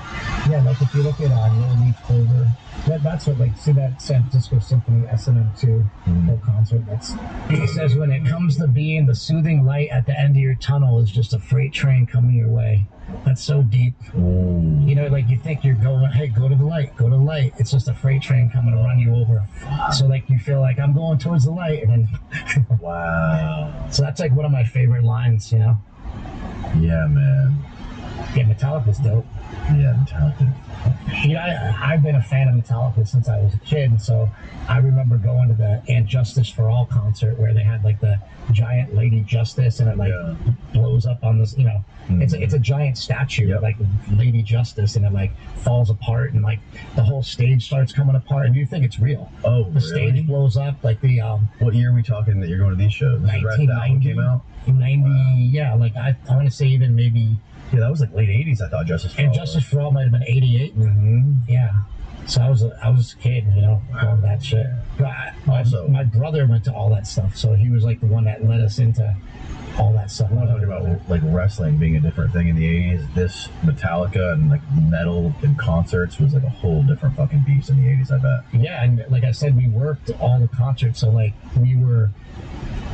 my brothers and I were always like, we were always big dudes, like compared to most other people. And so I'm short, but I was jacked, Yeah. and I was strong. So we always got hired to work concerts, and so we'd work all these concerts, and they'd be like Iron Maiden concerts, Beastie Boys. You know, I'd work like name it, Limp Bizkit, like Kid Rock, like work all these concerts, and usually we were put in the spot where you're in between the audience and the band. Right. So like there's like usually like a little gap there, so like, you know. In case people get crushed up against the wall, you gotta pull them over the wall. Other times people are fighting, you gotta pull them over the wall. Other times people are trying to get on stage, you gotta, get off stage. But you know what's crazy? The craziest concert I ever worked by far was in Vermont, and it was a Grateful Dead concert. And it was supposed to be like 25,000 people outside, peaceful, little Grateful Dead concert. 250,000 people showed up and just rushed the gates, and we just basically took our jackets off and went in and hung out. Like there was nothing you could have done. No, I mean you're making like $10 an hour, so you're like, I'm not fighting this whole crowd. At first we were running and grabbing these guys off the, they're trying to climb a fence. Yeah. And so you run and you're like, okay, cool, I got one. And cool, I got one. Yeah. And then one of my friends climbed the fence after a guy, went to grab him and ripped his like arms up, like just blood. And that's when I'm like, hey man, it's not worth it. Right. And what am I gonna do? These people want to get in, let them in. Yeah. I don't care. Yeah. Jesus, man. So it's like when crowd control becomes impossible. Right. Yeah. I mean, imagine that. Have you seen the video of the crowd that was in Moscow when they played in Moscow? No. Metallica. Type in Metallica Moscow.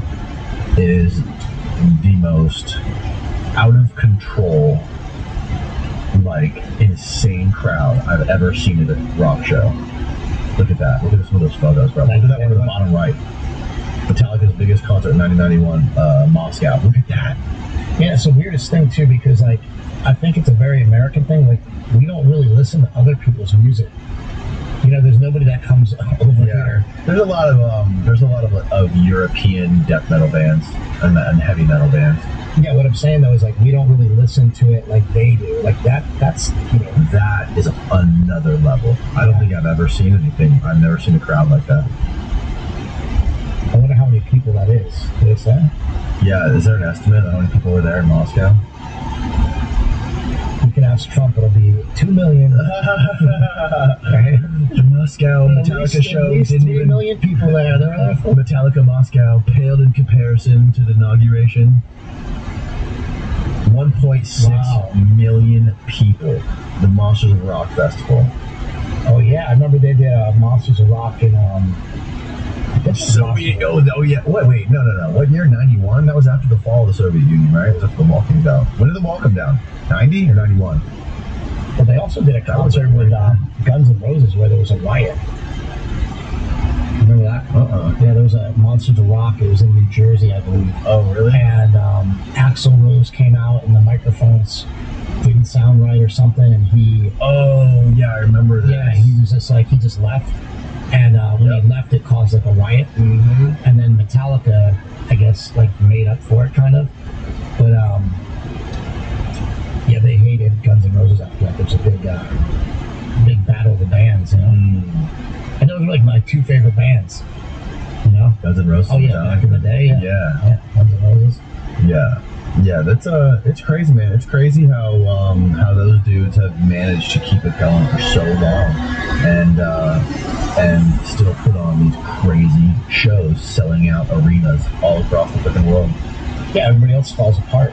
Yeah, they do. And then there's like the amount of fucking like discipline it takes to keep your core group of guys together and like manage those relationships for so long, for decades. Yeah. I mean, rock stars aren't like the most stable people in history. You know what I mean? Like to be able to do that and manage that is pretty insane.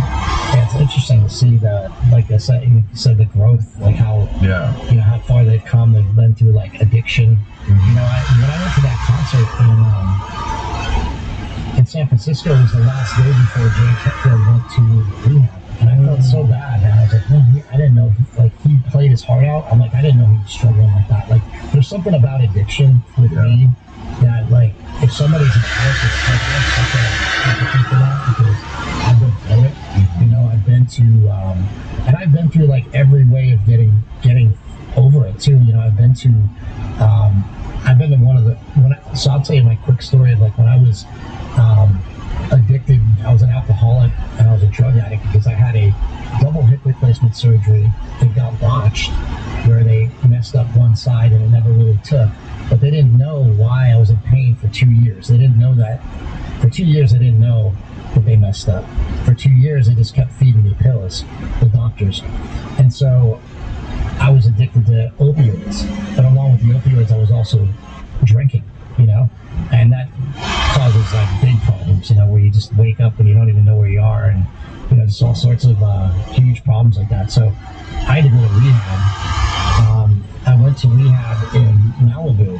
So I made a documentary about how to get sober from pills and booze, and I relapsed on pills and booze, and I ended up, you know, it was in the middle of making a movie. You know, so I had like people invested money into this movie. I was making it. Everybody was happy with the progress, and then I relapsed. And when I relapsed, I was so scared to tell the producers what happened, and like, hey man, like listen, I kind of messed up. And if you go back and watch my movie Prescription Thugs, it's all in there. I basically just said, let's just put it in the movie, because it shows how hard addiction is. It shows how, like, even though I know I'm doing wrong, like I can't stop it. Like, it's a monster. And you know, I was able to basically get better. But the way that I got better was really interesting, because I went to a rehab in Malibu because I was making a movie. I had interviewed this guy, Richard Tate, and Richard Tate's still to this day one of my good buddies. He owned Cliffside Malibu. It's like one of these 40, like high-end, you know, celebrity places. Yeah, kind of like that, right? And so it's really expensive usually, but he let me go for free because I was making a movie, and he knew I was still filming it, and he's like, let's see what happens. You come to my rehab, I'll fix you up. So I go to his rehab, and I'm there for 11 days. And after 11 days, he's like, hey, we have a problem. We need more space, and since you're not paying, I need to move you somewhere else. And I freaked out because my brother had died. A sober living facility. So he said, well, instead of moving you to a sober living facility, I'm going to move you into a different place that is like a, what do you call it? Sober living, right?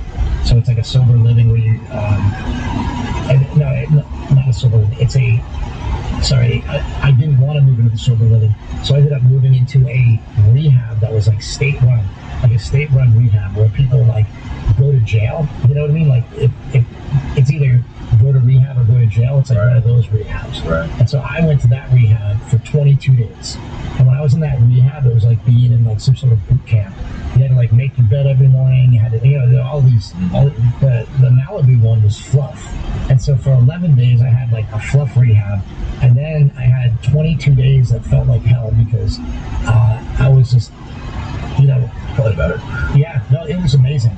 It kind of like all worked out for the best because like I saw the best rehab in the country, the worst rehab in the country. I wouldn't say the worst because they did a good job of setting me straight. You know, I didn't want any drugs after that.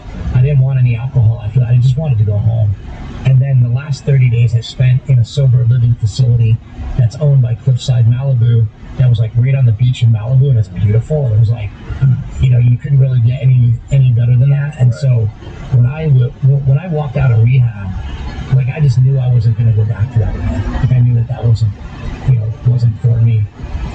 But I got to see all the ways in which it worked, and I also got to see all sorts of different addicts and like what their addiction is from. And every single one of those addictions, they spring from some sort of pain.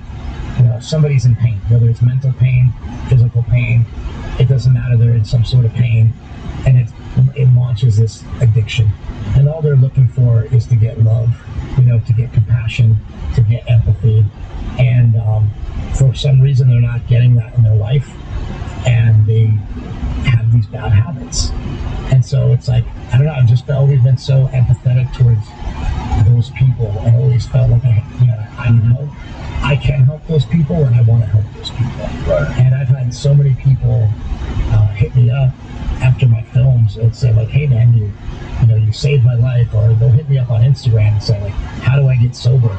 And I'll tell people like, there's a lot of different ways to get sober, but the one thing I think people need to remember is like, don't discount the fact that AA is out there. AA's been around forever, and AA is free.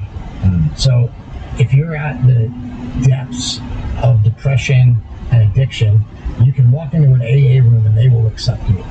They will help you. It's not the best way, it's definitely like, there's a lot of stuff that you got to believe in to. Yeah, isn't there some crazy story behind AA?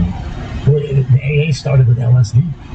Oh, really? It started with like a group of people getting together and using a little bit of LSD, and LSD seems to really be a way out for addiction, but since it's so When was that? demonized, in the 60s, I want to say. Okay, that's when AA started? So, I think it started in like 1934. Oh, okay. But if you go back and read I just tell people this, the best place to start is pick up the AA Big Blue. It's called the Big Book of AA. It's just this big blue book. And you read through that book, and it was written in the 30s. And when you read through that book, it'll tell you everything about why you're an addict. And you're going, how do they know? This is like 1934. It's literally like prophesizing things. Yeah. Because addicts have not changed since then. And that's one thing that remains constant, is like, the addict is always the same, the behavior is always the same. Yeah. You can tell the behavior. People become very manipulative. People will get their own way. People learn how to lie for what they need to get. And when you're helping those people, you gotta like learn how to shut those things down, and sometimes you gotta be a little bit mean, but I'm telling you, like, it's so rewarding to help people, and that's why I make the documentaries I make and do what I do, and I'm working on some future projects that I want to really do, and I really think that I have a lot more in the tank to tell, Yeah, it also makes a lot of sense the way you were explaining your Ibogaine experience. How it kind of like, it exposes all of the deepest, darkest shit in your life, right? It like pulls the band-aids off all the scabs and like exposes it. It's like a mirror where you have to really confront your deepest issues from a different perspective, right? From like outside your typical perspective. It gets you off like the normal vibration of your daily humdrum life that you get used to. And that is a super beneficial way. I can see why that would be a super beneficial way to kicking some addictions. You know what I mean? Like, there's lots of different types of therapies. There's like Ibogaine, I know MDMA is one of them. And just from my personal experience with just like edible marijuana, I eat a fucking marijuana gummy and I get blasted. I end up in like the fetal position in the corner, seeing all like the worst parts of my life, and I see like the worst case scenario in every part of my life, and I can find the direct path to the worst case scenario. I'm like, oh my god, this is crazy, like everything's caving in on me. And at the end of it, I always come with like some sort of revelatory aha moment, or I've taken something useful out of that experience that can like help me in my everyday life. You know what I mean? Yeah. So, I can see why something like that would be a super effective tool for kicking things like some of these addictions. Marijuana, opioid addiction. Yeah, marijuana gummies are interesting because it's kind of the same thing with like kratom. Like I said, they in Texas where I live, it's illegal. Like THC is illegal for whatever reason. It's illegal. So I bought these like Delta 9, gummies. They just seem like any normal everyday gummy. Yeah. And I ate one, and I was like out of it for 3 days straight. I mean, really? And then I looked at it, and it has like, I don't know how to compare Delta 9 to like whatever, but I think Delta 9 is so cheap that it says it has like 20,000 milligrams of Delta 9 in it. And I'm like, this is insane. How is this legal? How do they, you can't sell THC, but you can sell this, and it's so powerful. So like, I can't even take them anymore because I'm like, that's just way, way too potent. And they don't give you the. Wow, that's great. That's great.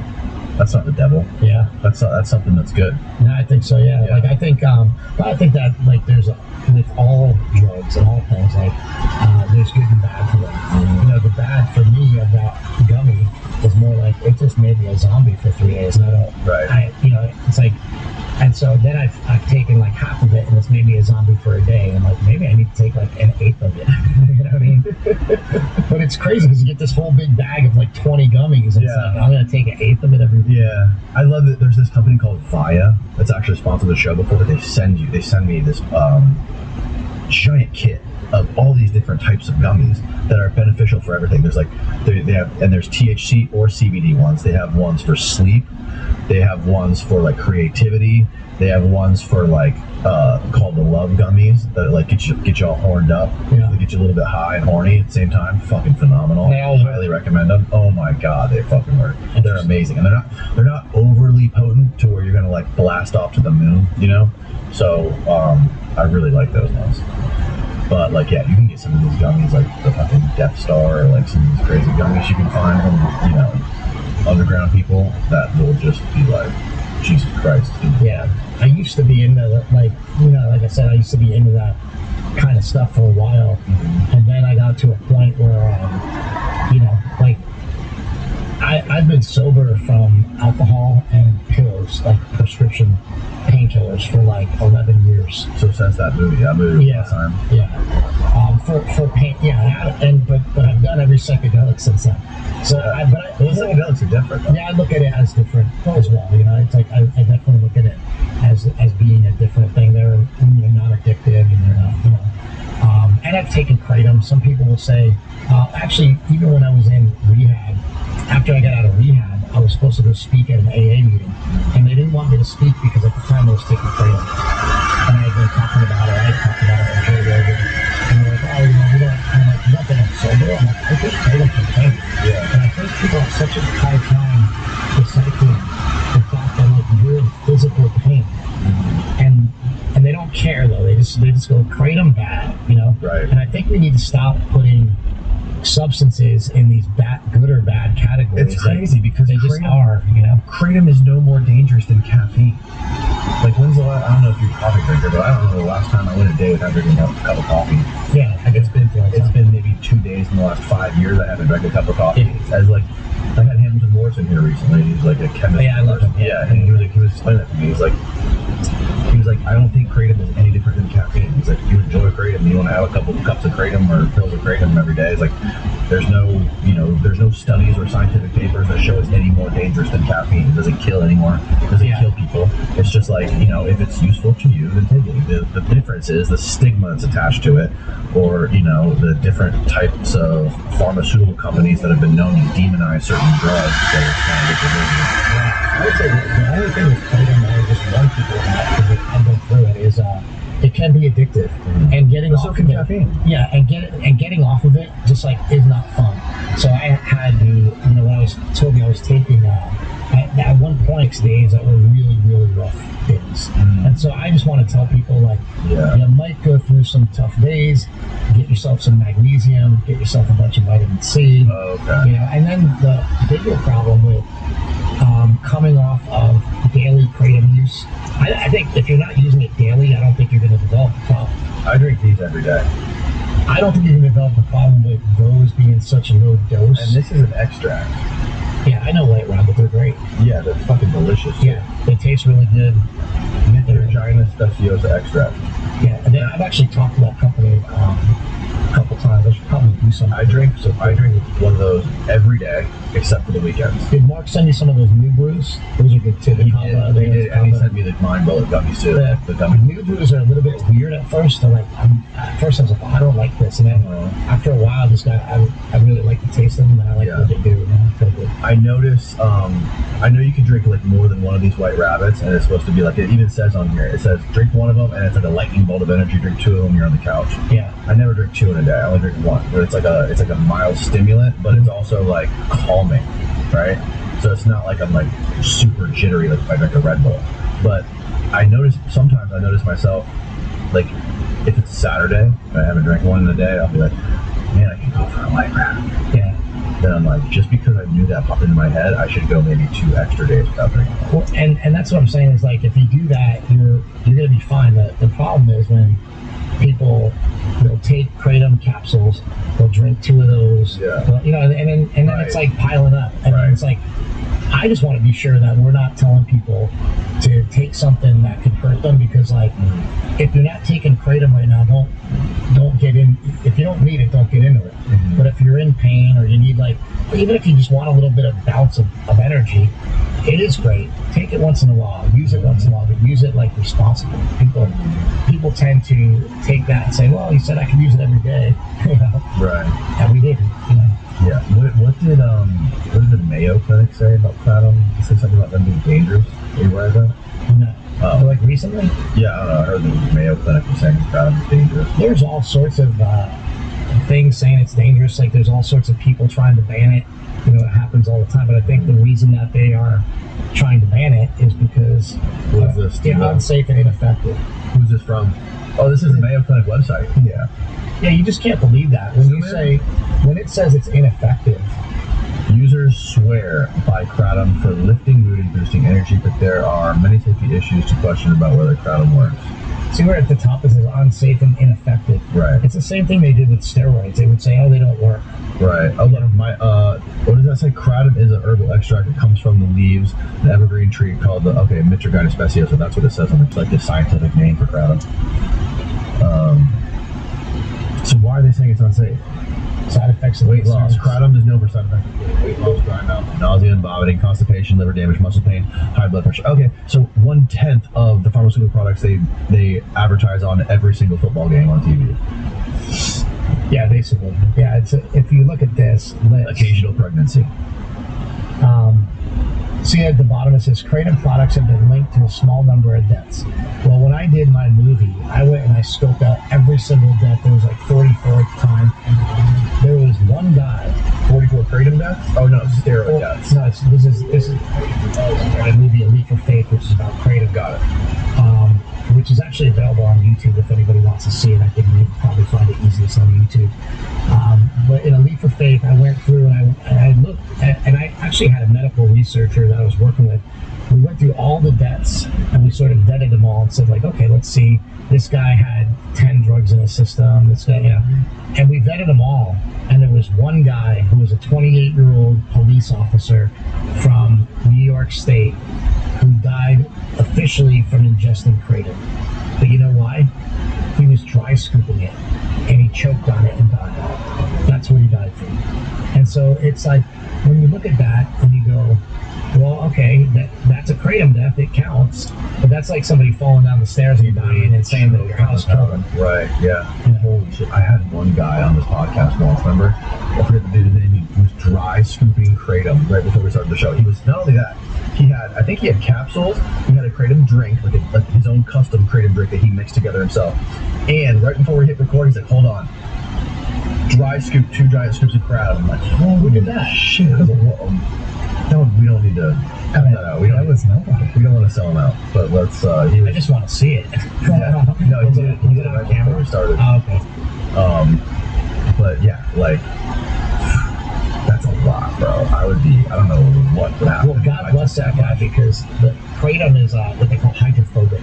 So you can't mix it in water. It's like cinnamon. When you try to mix cinnamon in your Starbucks, you ever notice like it won't mix? Things are either fat soluble or they're water soluble. Maybe it was tea he was drinking or something, but he had some sort of kratom drink. You can mix it up enough to make it kind of mix in, but it's always sludgy. It's always gross. Right. There are a couple companies, like I have a friend that has a company called Happy Hippo. Now Happy Hippo is like, I don't know how well it works, but they've made some micronized kratom that you can dissolve. Mm-hmm. They also make kratom, what do you call it, like pouches.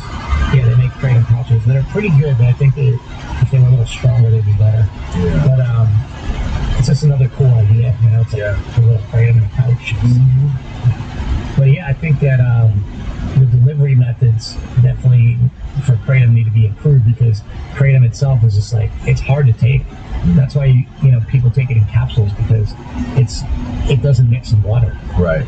Yeah, I just love the fucking energy drinks, man. Just tastes delicious. And you got to do a lot to get to that. To get to that point, to make it taste delicious.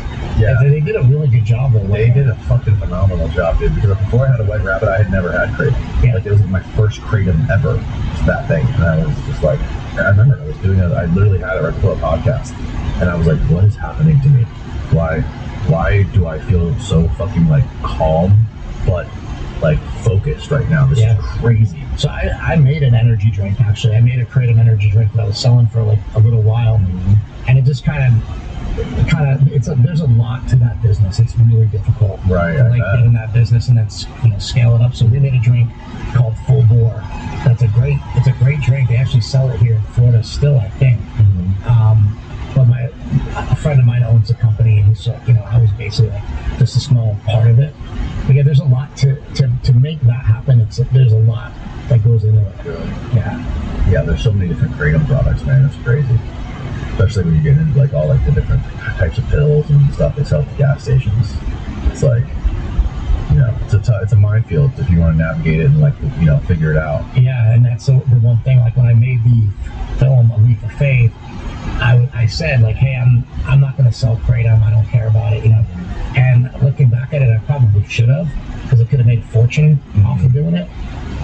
But I think things work out for a reason. I think like I don't think it's good to be a proponent or advocate of something and be so heavily involved in it. I agree. So it's like totally agree. I'm also trying to like be honest. Is like when I made that movie, we didn't have any research on addiction for Kratom. Like I went on Reddit and I would look up all these people that say they were addicted to Kratom, and I'd contact each one of them, and I couldn't get one person to talk to me about addiction. Now I think it's a different story, so I think it warrants like doing some sort of update, because like nowadays there's so many people saying that they're addicted that there's got to be people that talk, and I want to get their stories. I want to know like what the deal is, what's going on. Is it addictive? Is it not addictive? Is it good? Is it bad? Like let's talk it out. Yeah. Well, I mean, it's like I think this was stated on the Bigger, Stronger, Faster documentary, but like drugs aren't good or bad, right? They just are. There's a risk and a reward. All drugs is a risk reward measurement. Some have more risk.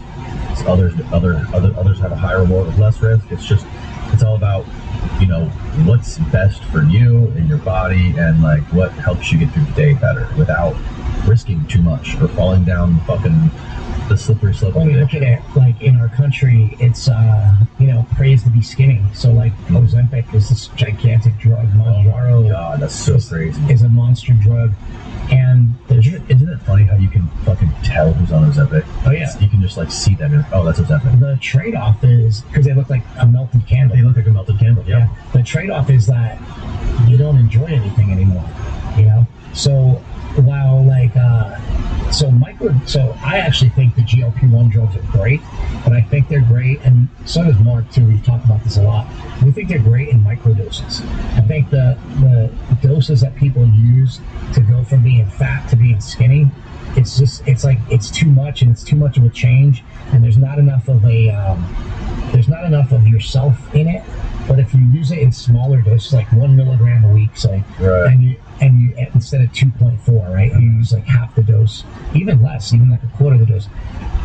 When you use it in smaller doses, I feel like you have to put in some work also, and I feel like it's just you don't get any of the side effects. You know what I mean? There's better. I think as we learn more about these GLP-1 drugs, we'll see people microdosing them more often and using them in the full sense, and they're way cheaper that way too. Yeah, it's just crazy to see drugs like this come on the scene and just explode.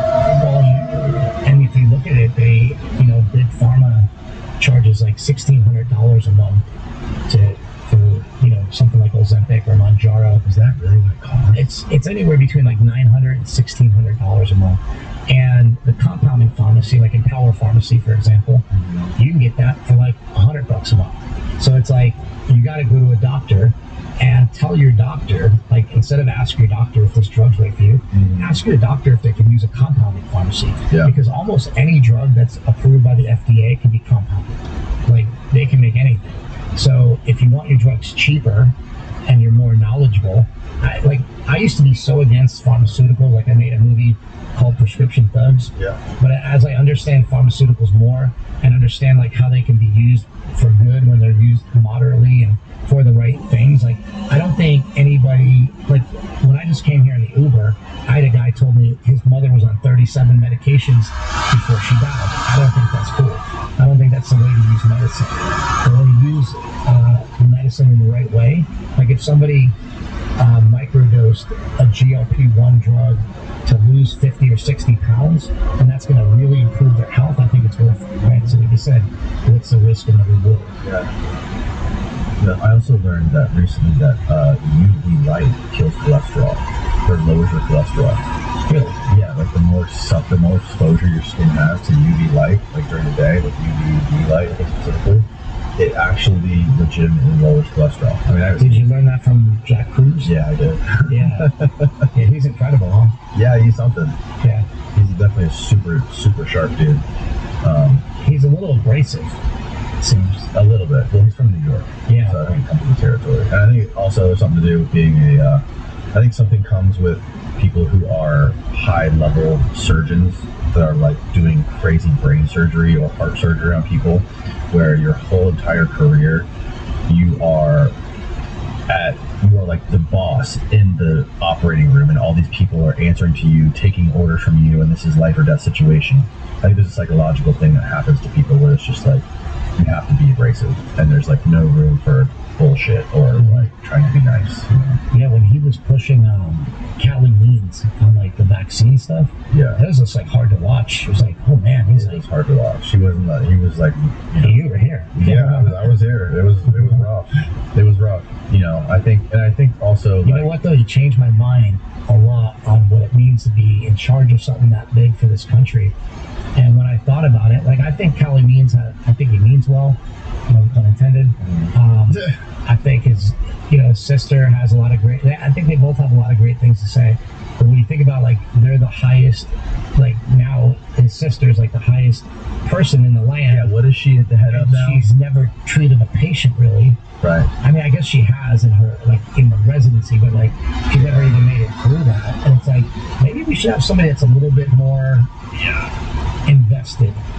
Yeah, politics is a fucking dirty game, man. That's the problem with it. And I understand Jack's perspective. But then do you want Jack Cruz in charge of that? I understand. I understand he doesn't want to be a part of it. No, I don't say that's why I moved to El Salvador. Yeah. I mean, that's the dichotomy there. Is you have I understand Jack's perspective is he cares about patients, right? Like his number one priority is patients and people.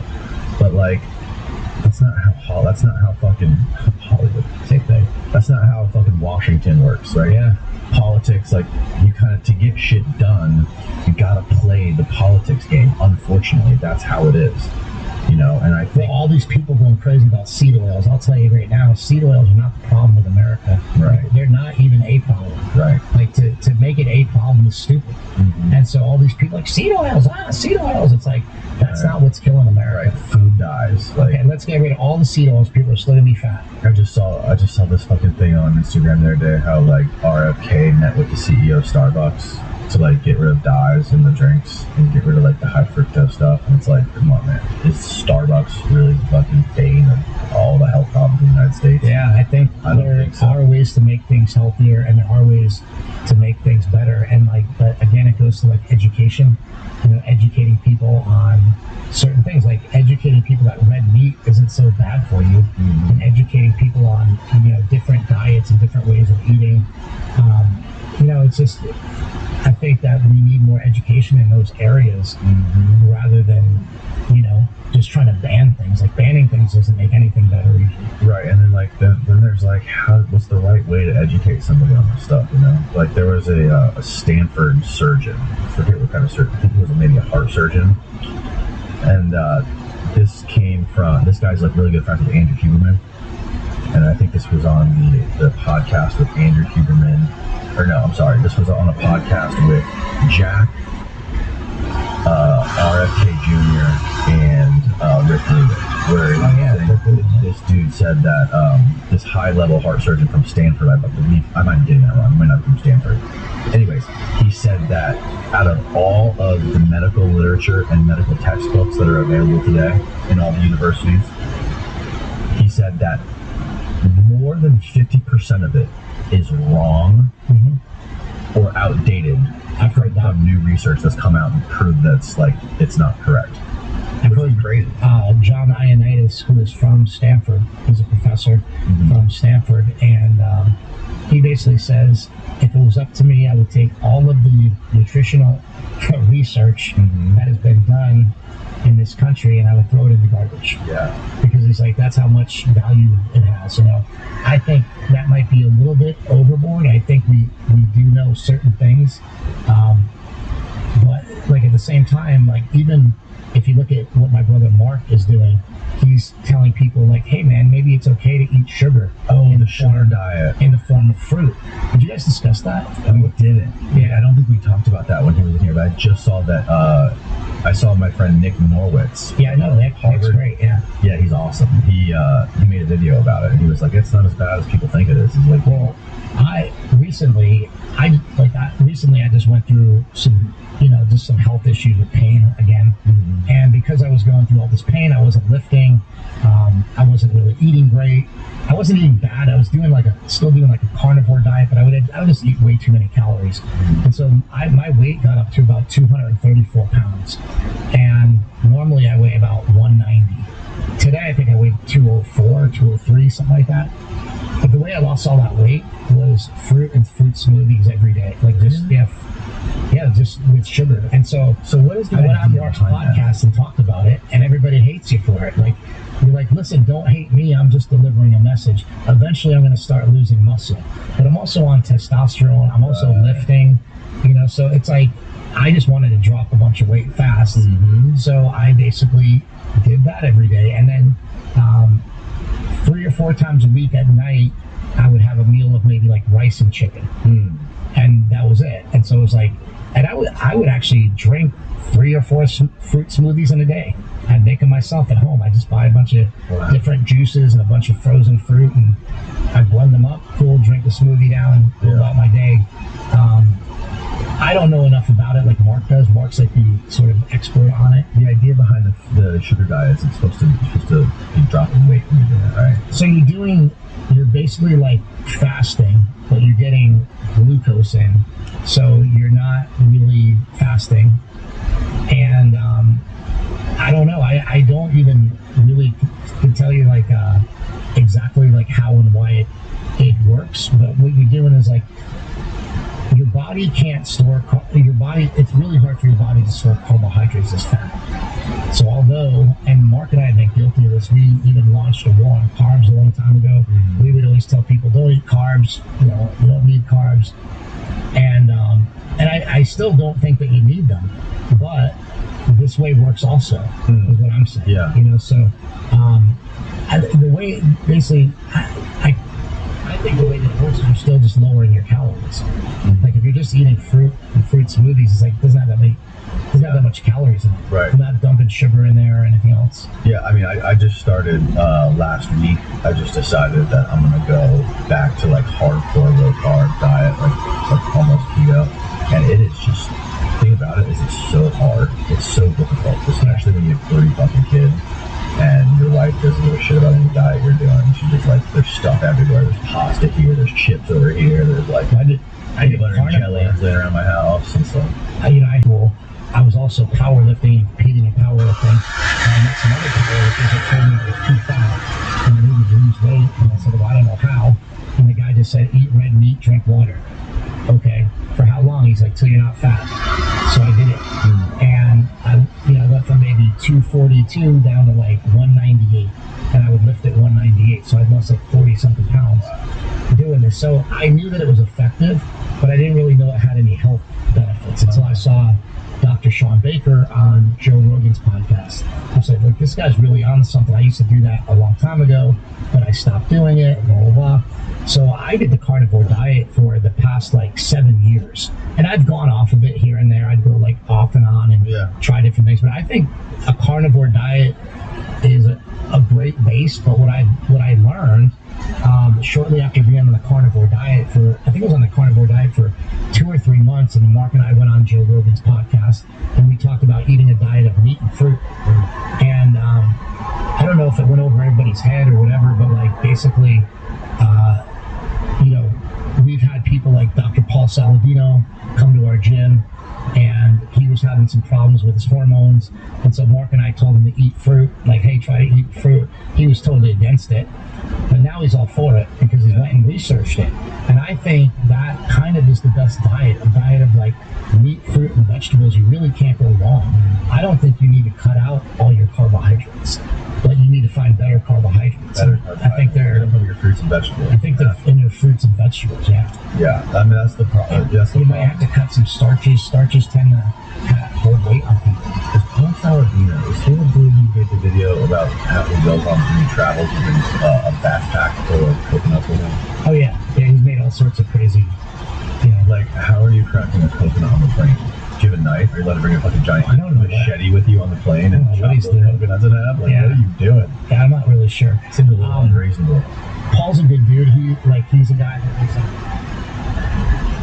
head of the carnivore movement. He even wrote a book called The Carnivore Code, and then completely changed his mind and added a bunch of fruit to the diet. But see, I understand that. I think that's the way people should evolve. Yeah. But I also really credit Dr. Sean Baker for sticking to his guns. Yeah. So like the carnivore diet it's fucking awesome. It works. It's effective. You can tell the difference. The way you feel, your energy, it's just hard. Mental clarity. Yeah, that's the thing. It requires so much fucking discipline. Yeah. You gotta, if you have a family, and like I live with my girlfriend, and like she doesn't want to eat meat everywhere, and she doesn't have to. She's in great shape. Yeah. Like, what am I going to tell her to eat meat? Like, hey, it takes a lot, man. She doesn't need to get in better shape, so it's like, what am I going to tell her? So it's like, I don't know. I think if it works for you and you're single and you can just do it, I think it's great. But I also don't think you need to do it. Even Dom D'Agostino, when he was in here, he was like, me and my wife will be driving, and we'll go to McDonald's for lunch, and she'll eat McDonald's, and I'll just, I'll bring my can of sardines, and I'll throw my sardines on some lettuce and a salad, and I'll top my sardines, and she needs to bring that. Yeah, well, Dom's insane. Oh my God. And that's what you realize in this world is there's a couple of people that are just insane, and they'll do whatever it takes. Yeah. He's a beast, man. He's awesome. He's a great human being. Yeah, the research that, and again, like, dude, I've gone into like deep ketosis where I've been in ketosis for like 3 months straight, and I felt phenomenal doing that. But it's just hard. It's hard to stay there. Did you measure it with like the thing you blow into? Yeah, I used to prick my finger all the time. So Dom D'Agostino was so in 2016. I was pretty fat and out of shape, basically because of coming out of rehab and all the addiction and everything. And I was coming out of, it was the day that Trump got elected the first time, 2016. I was actually walking to go vote. And when I was walking to go vote, I had to stop and like I couldn't breathe. I felt like I was like maybe having a heart attack or something. Like, man, I'm really out of shape. Like something's wrong here. And so I don't know what happened. I sat down for 10 minutes. I got up and I felt fine, after that. And I went home and I'm like, I really need to make a change. And the first thing I could think of is like, I need to go back to like keto, like back when I used to do this meat diet, and I need to go back to keto. So I went back and I started reading some keto information. I found Dom D'Agostino's information, and I called him because, I make films, so it's like kind of easy to pick up the phone, call somebody, and he's like, "Of course, I've seen your movie. I love it. Let's talk. Whatever." So me and Dom started talking, and I was like, "Can you be in ketosis for more than a week?" And he like laughs at me and says, "I've been in ketosis for 7 years." And he basically tells me that, and I'm like, "Oh, this is interesting." So then I took off on like, the keto thing. So people think that I jump from thing to thing to thing, but I kind of do because I'm kind of learning each time. Right. So like I don't know, people in the comments, but this guy jumps to this, to this, to this. It's like, well, I'm trying to like learn how to utilize things. And I think, to be honest, even going back to like the sugar diet, what the sugar diet has taught me is like, hey, you don't need so much fat. Like I've been eating literally 0 fat every day, 0. And I'm plowing through it, and I feel fine. So when I go back to a regular diet, which will probably be in another couple weeks, my diet will be much lower fat, which will allow me to burn more fat, like basically use more body fat instead of burning the fat that I eat. So I don't know. I think like each step make along the way, you learn from 2018 to 2020 doing, just eating red meat. Right. My problem with the keto was the last time I went super keto, I got my blood work done after, and my cholesterol was like, it was off the charts.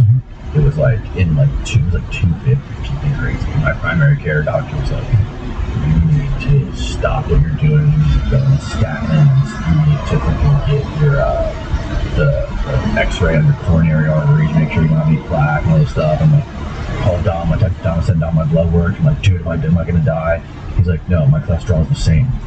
And that's the thing is like, I have read, because I always just try to find the truth. I try to drill down into the truth. Yeah. And I have tried everything to find, like, what is it with cholesterol? Do you need to worry about it or do you not need to worry about it? And I still can't figure out whether or not we need to worry about it. You know, I look at guys like Lane Norton's a good friend of mine. He lives right here in Tampa. And you know him? I know who he is. Yeah, Lane. A lot of people hate Lane Norton because he's kind of a dick to people, but I like that. You know, because he's so blunt and he's so honest. Yeah. And but Mark and I have known Lane for years, and he's been a great source of information to me. He'll tell you, hey man, your cholesterol matters. There's a linear line between like people dying and their cholesterol being high. Yeah. And then you'll talk to other people that say, don't worry about it, doesn't matter, you're a carnivore, you're what they call a lean mass hyper-responder. That's what I am. That's what you'll hear like Nick Norwood's talk about, right? But I also never heard Nick Norwood say, don't worry at all about your cholesterol. Right. You know what I mean? So I'm like, there's somewhere in between. It's always, the truth's always in the middle. Yeah, it's in the middle somewhere. You should kind of really... The problem is that, especially the problem with the internet, is that you'll just find people that like to cling on to certain ideas and they treat it as like it's their religion. And it's easy to say, go over here, eat just fruit juice and do that. Go eat just meat, do that. The nuance is hard and nuance doesn't sell. The fact of the matter is the sugar diet's not the best, the carnivore diet's not the best, the keto diet's not the best. To utilize each one of these things as tools in your toolbox, and when you can understand each diet and how to utilize it, I think that's what's really important. Yeah. I mean, look, you can do sugar fasting one day, which they call it sugar fasting. You can do that one day just to get your calories down for the week. You know, where instead of like, look at it this way, you're doing a fast, but instead of a fast, you're drinking 3 smoothies a day. I can do that. That's easy. What's fasting? Fasting sucks. But sugar fasting doesn't suck. So let's do something that doesn't suck and can get, pretty much the same result. Yeah, exactly. Yeah, and it's good to experiment with shit too. Like even just like straight up water fasts. Yeah. Have you done like a long-term fast with no food? I've done those, and then in talking to Mark, he's like, I don't think I'll ever do those again. It doesn't seem to make sense. He's like, I think you get the same, you might not get the same health benefits. People always want to talk about autophagy, but you get autophagy when you lift weights.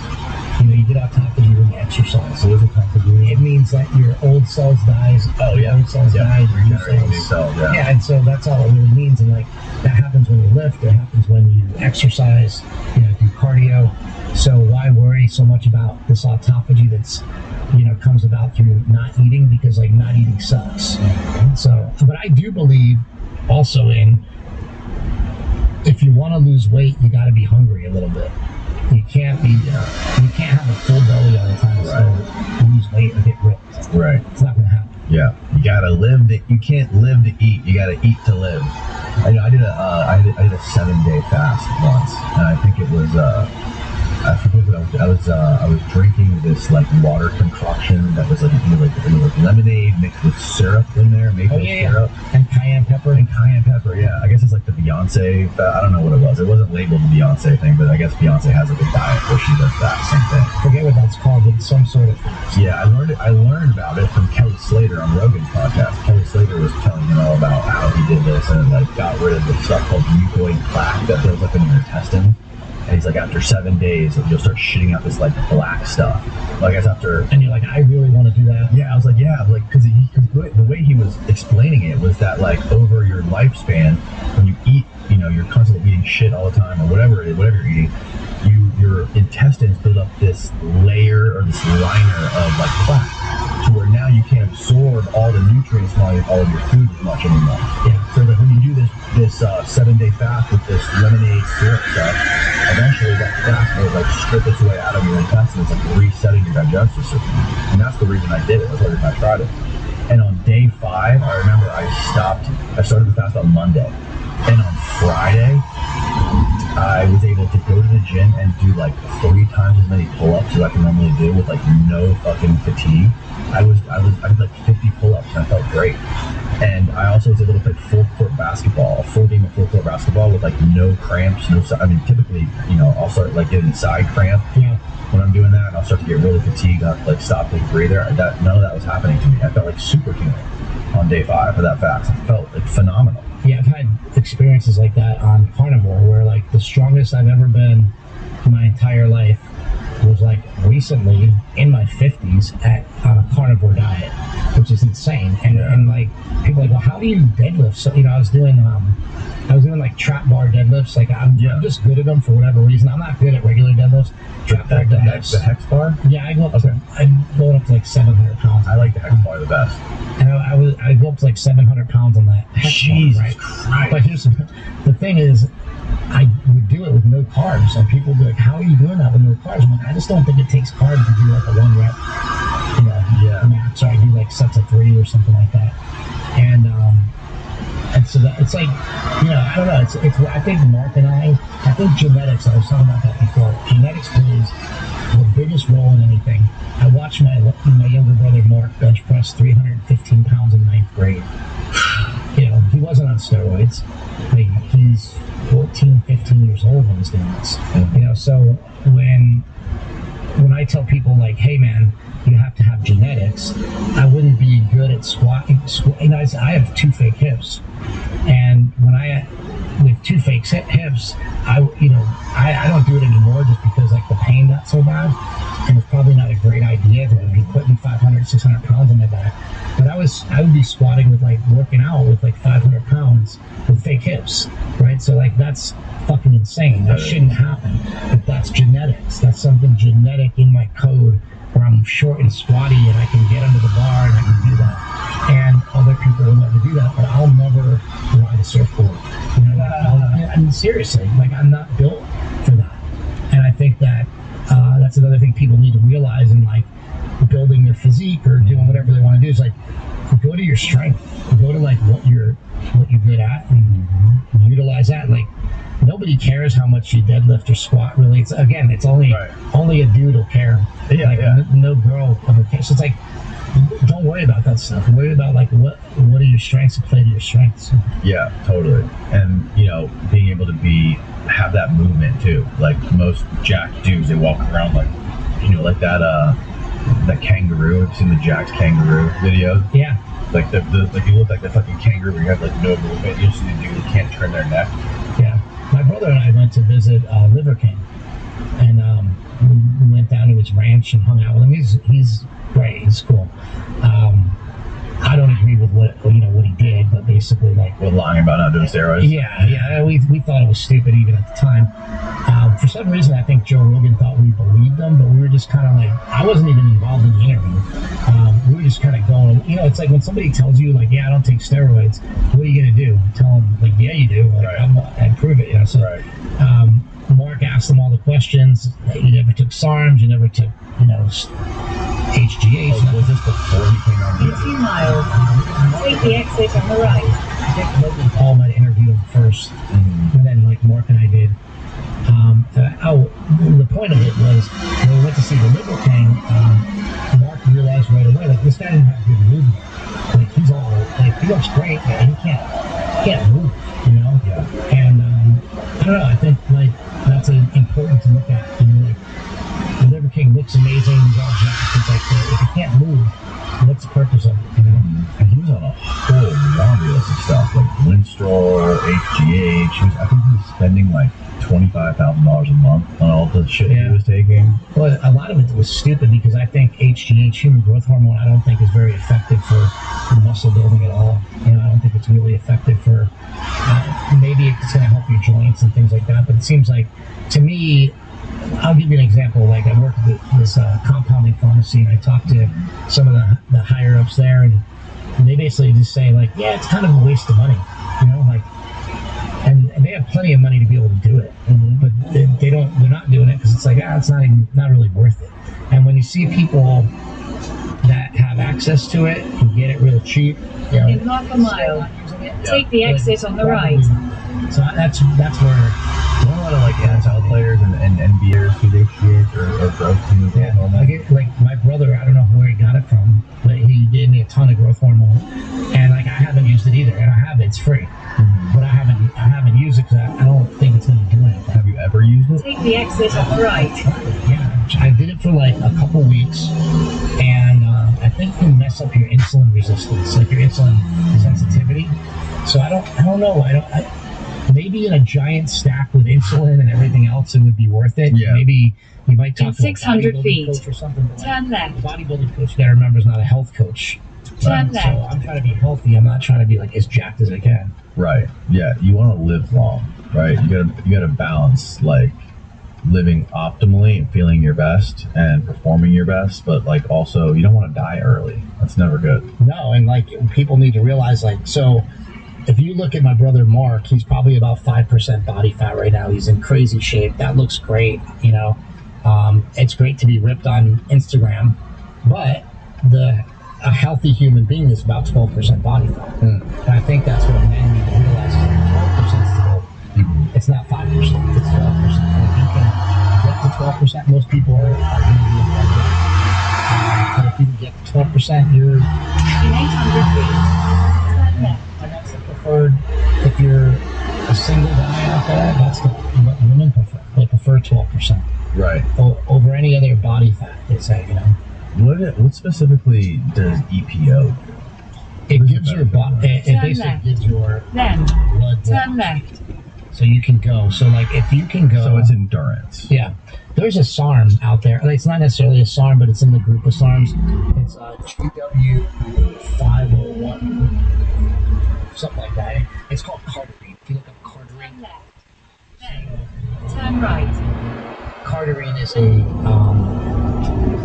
I call it SARM because it's not officially a SARM, but it's sort of in that group. It's something you could take that will really, really enhance your output on cardio. So like if you're having a hard time with your cardio, you were doing jiu-jitsu or you were surfing or whatever, and you have a hard time with cardio, cardarine can really, really help. The problem, I guess, is if you look at videos from like Derek from More Plates, More Dates, Yeah. he sort of shows how in these, in these studies where it caused cancer in rats. But then you look at the studies, and the studies are like, well, they did feed a lot of this to the rat. It's like no human would ever take that amount, Right. that kind of thing. So it's something that's like again, I'm not recommending anything. I'm just saying like that shit works. Underscore It Roman. works really, really well. Hey, what's up? I would imagine. What's up, nigga?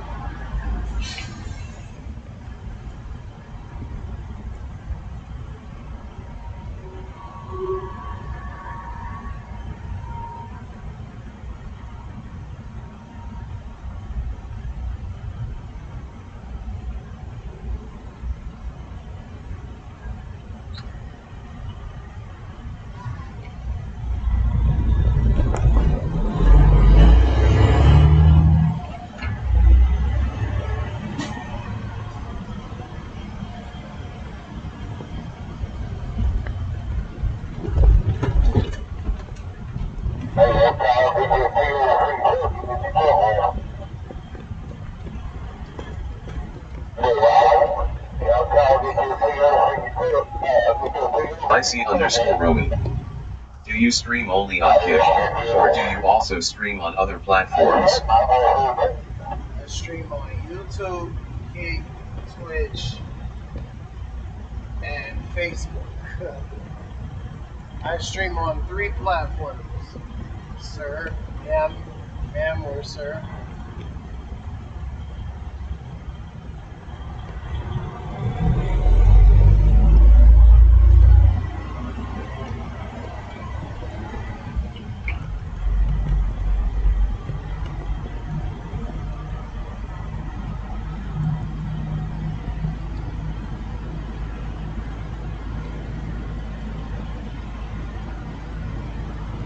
C underscore Romy. Ma'am actually emote 1579050 emoji laughing. Oh, cool. My mom was a ma'am, so that's cool.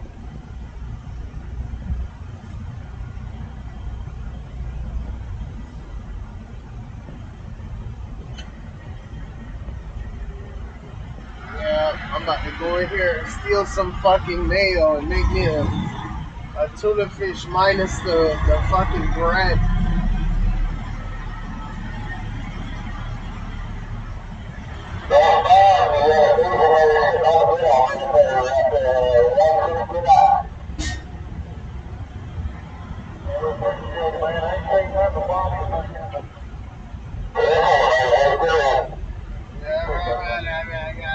Goddamn. I'm gonna steal some packets of mayonnaise and go up in this bitch.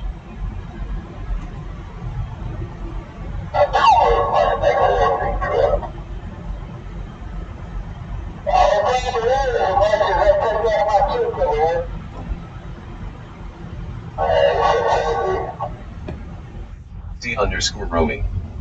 I just noticed your profile branding is a bit basic right now. Oh no. Sometimes better visuals logo, EMP, banner can really help attract more viewers and followers.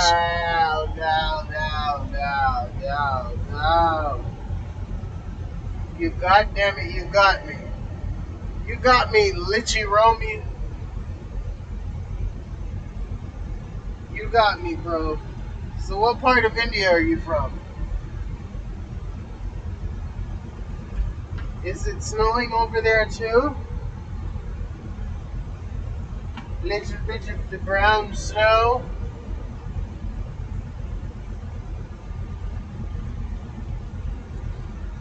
I'll buy your shit if you can tell me my name.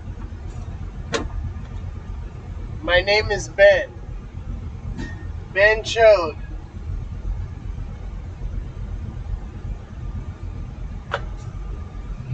Like the all-drug Olympics on Saturday Night Live where the guy rips his arms off. That's a big I remember that. Yeah. I mean, we don't want to see that necessarily, but if you're going to have the enhanced games, it should be, we should know, like, hey man, these guys were pretty much allowed to do whatever they want as long as they maybe got a physical beforehand and came in healthy.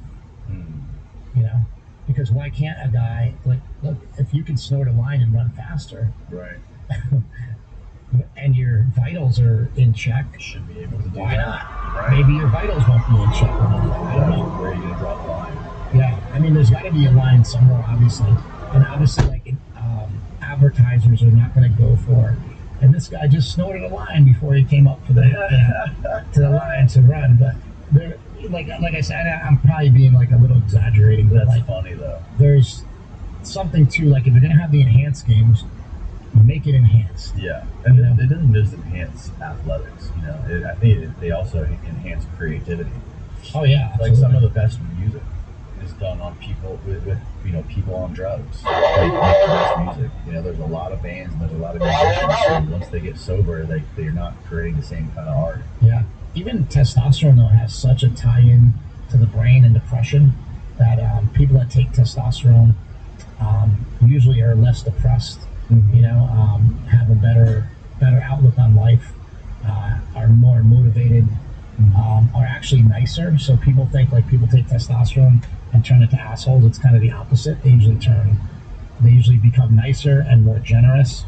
And there's a lot of things that are, you know, that testosterone can do that can really help society, you know, where people aren't such bad guys. You know, when your testosterone's low, that's the people that are, you know, it's not that if your testosterone's low, you're gonna be a troublemaker or an asshole, but your chances of being depressed are a lot higher.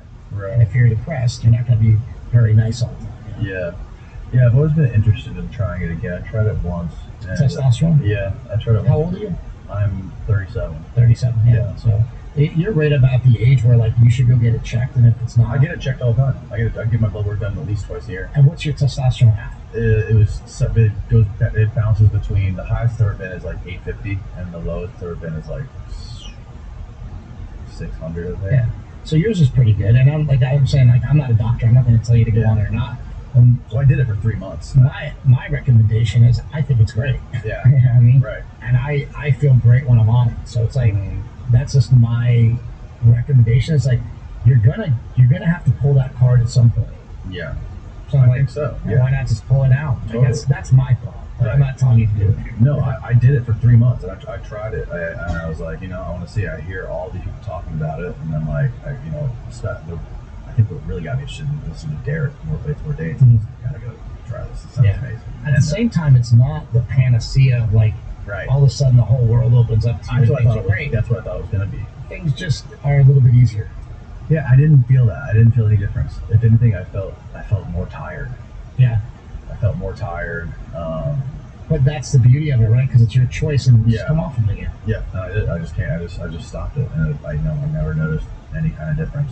Like, I felt probably better once I got off. There's some new drugs that are going to be a little bit better because even though, I still hate needles no matter how much, whatever. So like, there's some new oral testosterone coming down the pipeline that's supposed to be pretty good. Really? Yeah. So like, I just think it'll help compliance, because it's hard to.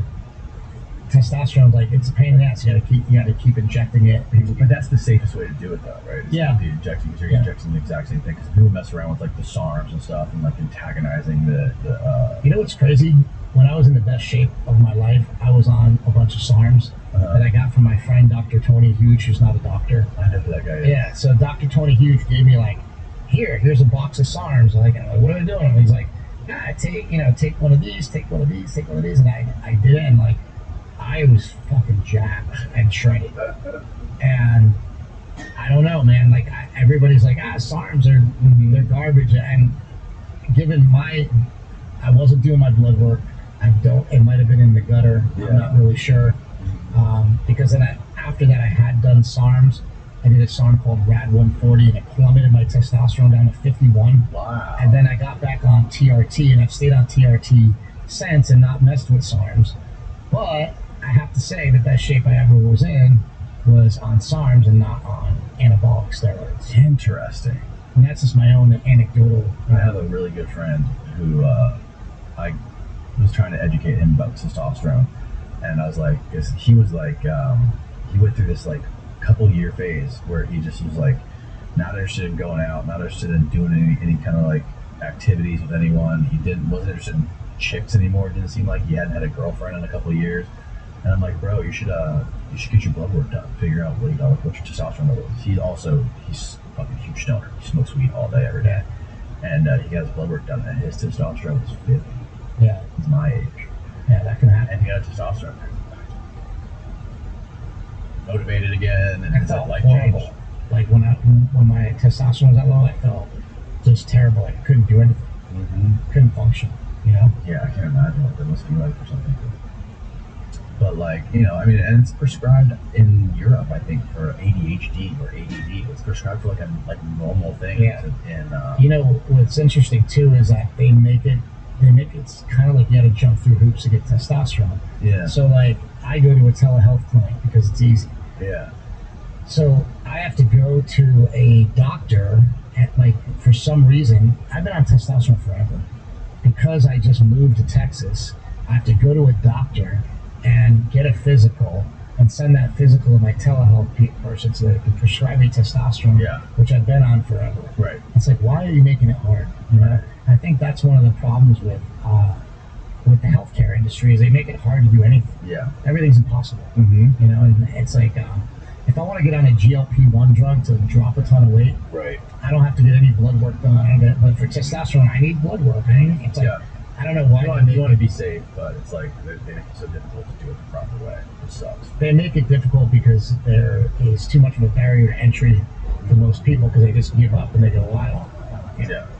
Yeah, and one of like the biggest fears with it is like, is there any truth to some of these facts that like it can increase your arterial plaque, or it can increase heart disease, or it can shorten your lifespan? There's really no evidence that at the levels of TRT that it'll do anything negative. Well, look at fucking, how old is Arnold? He was doing like 80. How much testosterone was he fucking doing in his teens and his early 20s? he was probably doing an insane amount. He was probably doing grams. Yeah, the drugs were different back then. They would take D-ball. Yeah. They would take a little bit. Again, though, go back to genetics. Arnold would still look awesome if he never took anything. Yeah.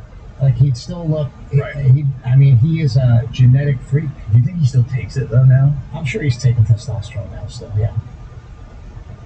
Even at this age? Yeah. In his 80s, you think he still takes it? Just by a absolutely. lower amount. Just to I think he takes it. I know Stallone takes it. really. Yeah. I don't know for a fact, but I mean, that's the fact that those guys have made it to their 80s. Yeah, I don't know for a fact that Stallone takes it, but I know he has been on it, and so they're like, again, what reason is there to go off if you're at that age? Mm-hmm. Yeah, I know Vince, he's got to be still on it. Oh yeah. Yeah, for sure. It's just it's a funny chemical, man. It's such a funny thing that, like, what the fuck happened? Like why do we have this fucking weird chemical in our body that just makes us horny?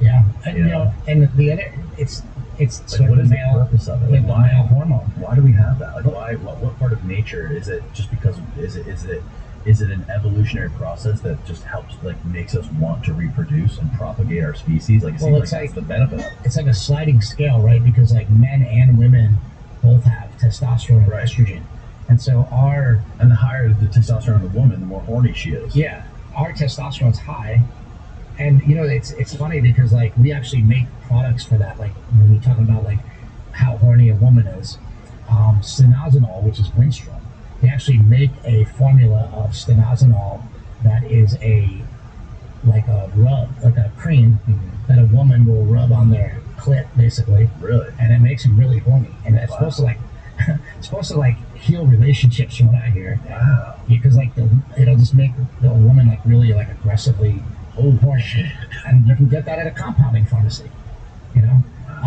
But yeah, it's like there's levels of, like, a woman will have high estrogen, low testosterone, and a man is the opposite. Yeah. But if you give a woman just a little pinch of testosterone, a lot of times it gives them a lot of energy, makes them feel a lot better. Mm-hmm. So it's like the problem with women usually, and this is another reason for compounding pharmacies, the other reason is dosing. So if you ask your doctor, can you use a compounding pharmacy, and you're a woman and they give you testosterone, they can give you a more precise dose because they can make it for you. So they can, like, instead of you trying to draw like one tiny little milliliter out of a bottle and taking too much and starting to grow hair places you don't want to, they make it more watered Cisoria 4708. boiled down, Yeah. so that you can take a bigger chunk of it and inject it so it's more normal. Yeah. So it's more like the same way a man would take it. It's just that it's watered down so that you can measure it. Like, sometimes things are just immeasurable. Right. Like, did that even work? Did I even put it in myself? I don't even know. Yeah. And the compounding pharmacy yeah. as accurate as like pharmaceutical. Hey! There's a difference. Compounding, like, so the place where I work at Power Pharmacy, it's probably the largest compounding pharmacy in the world. I know, at least probably in the country. But everything we make is to GMP standards. So GMP is General Manufacturing Practices. We can't make anything FDA. It's not FDA approved. The ingredients are FDA approved, but the actual final product that we make is not FDA approved because the FDA would have to come and check it, and they don't check on compounding pharmacies. So, like, it's a weird thing. It's like Cisoria 4708. You buy from a company. Mind if I call you? Hey! Don't call me, I'ma call you. Hey!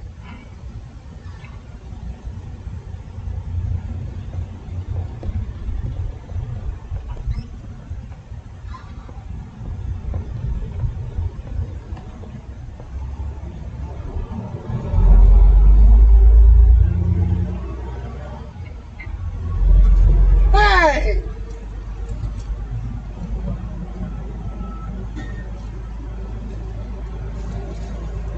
This is 260 calories of just straight carbs and sugar right here. Oh.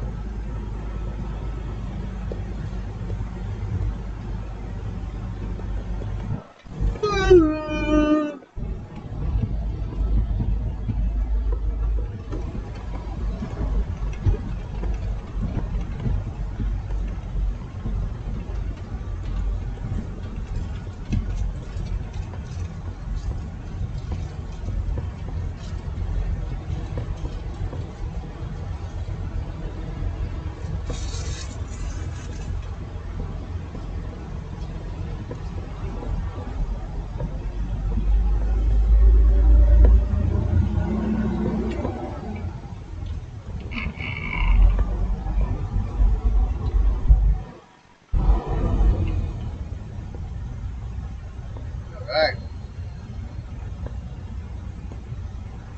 Gonna take a nap and then we go on to Winchester.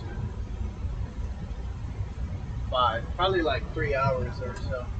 Eat some lunch, lay down, have a little siesta.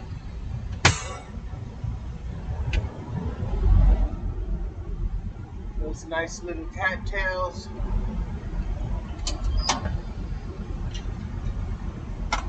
Yeah.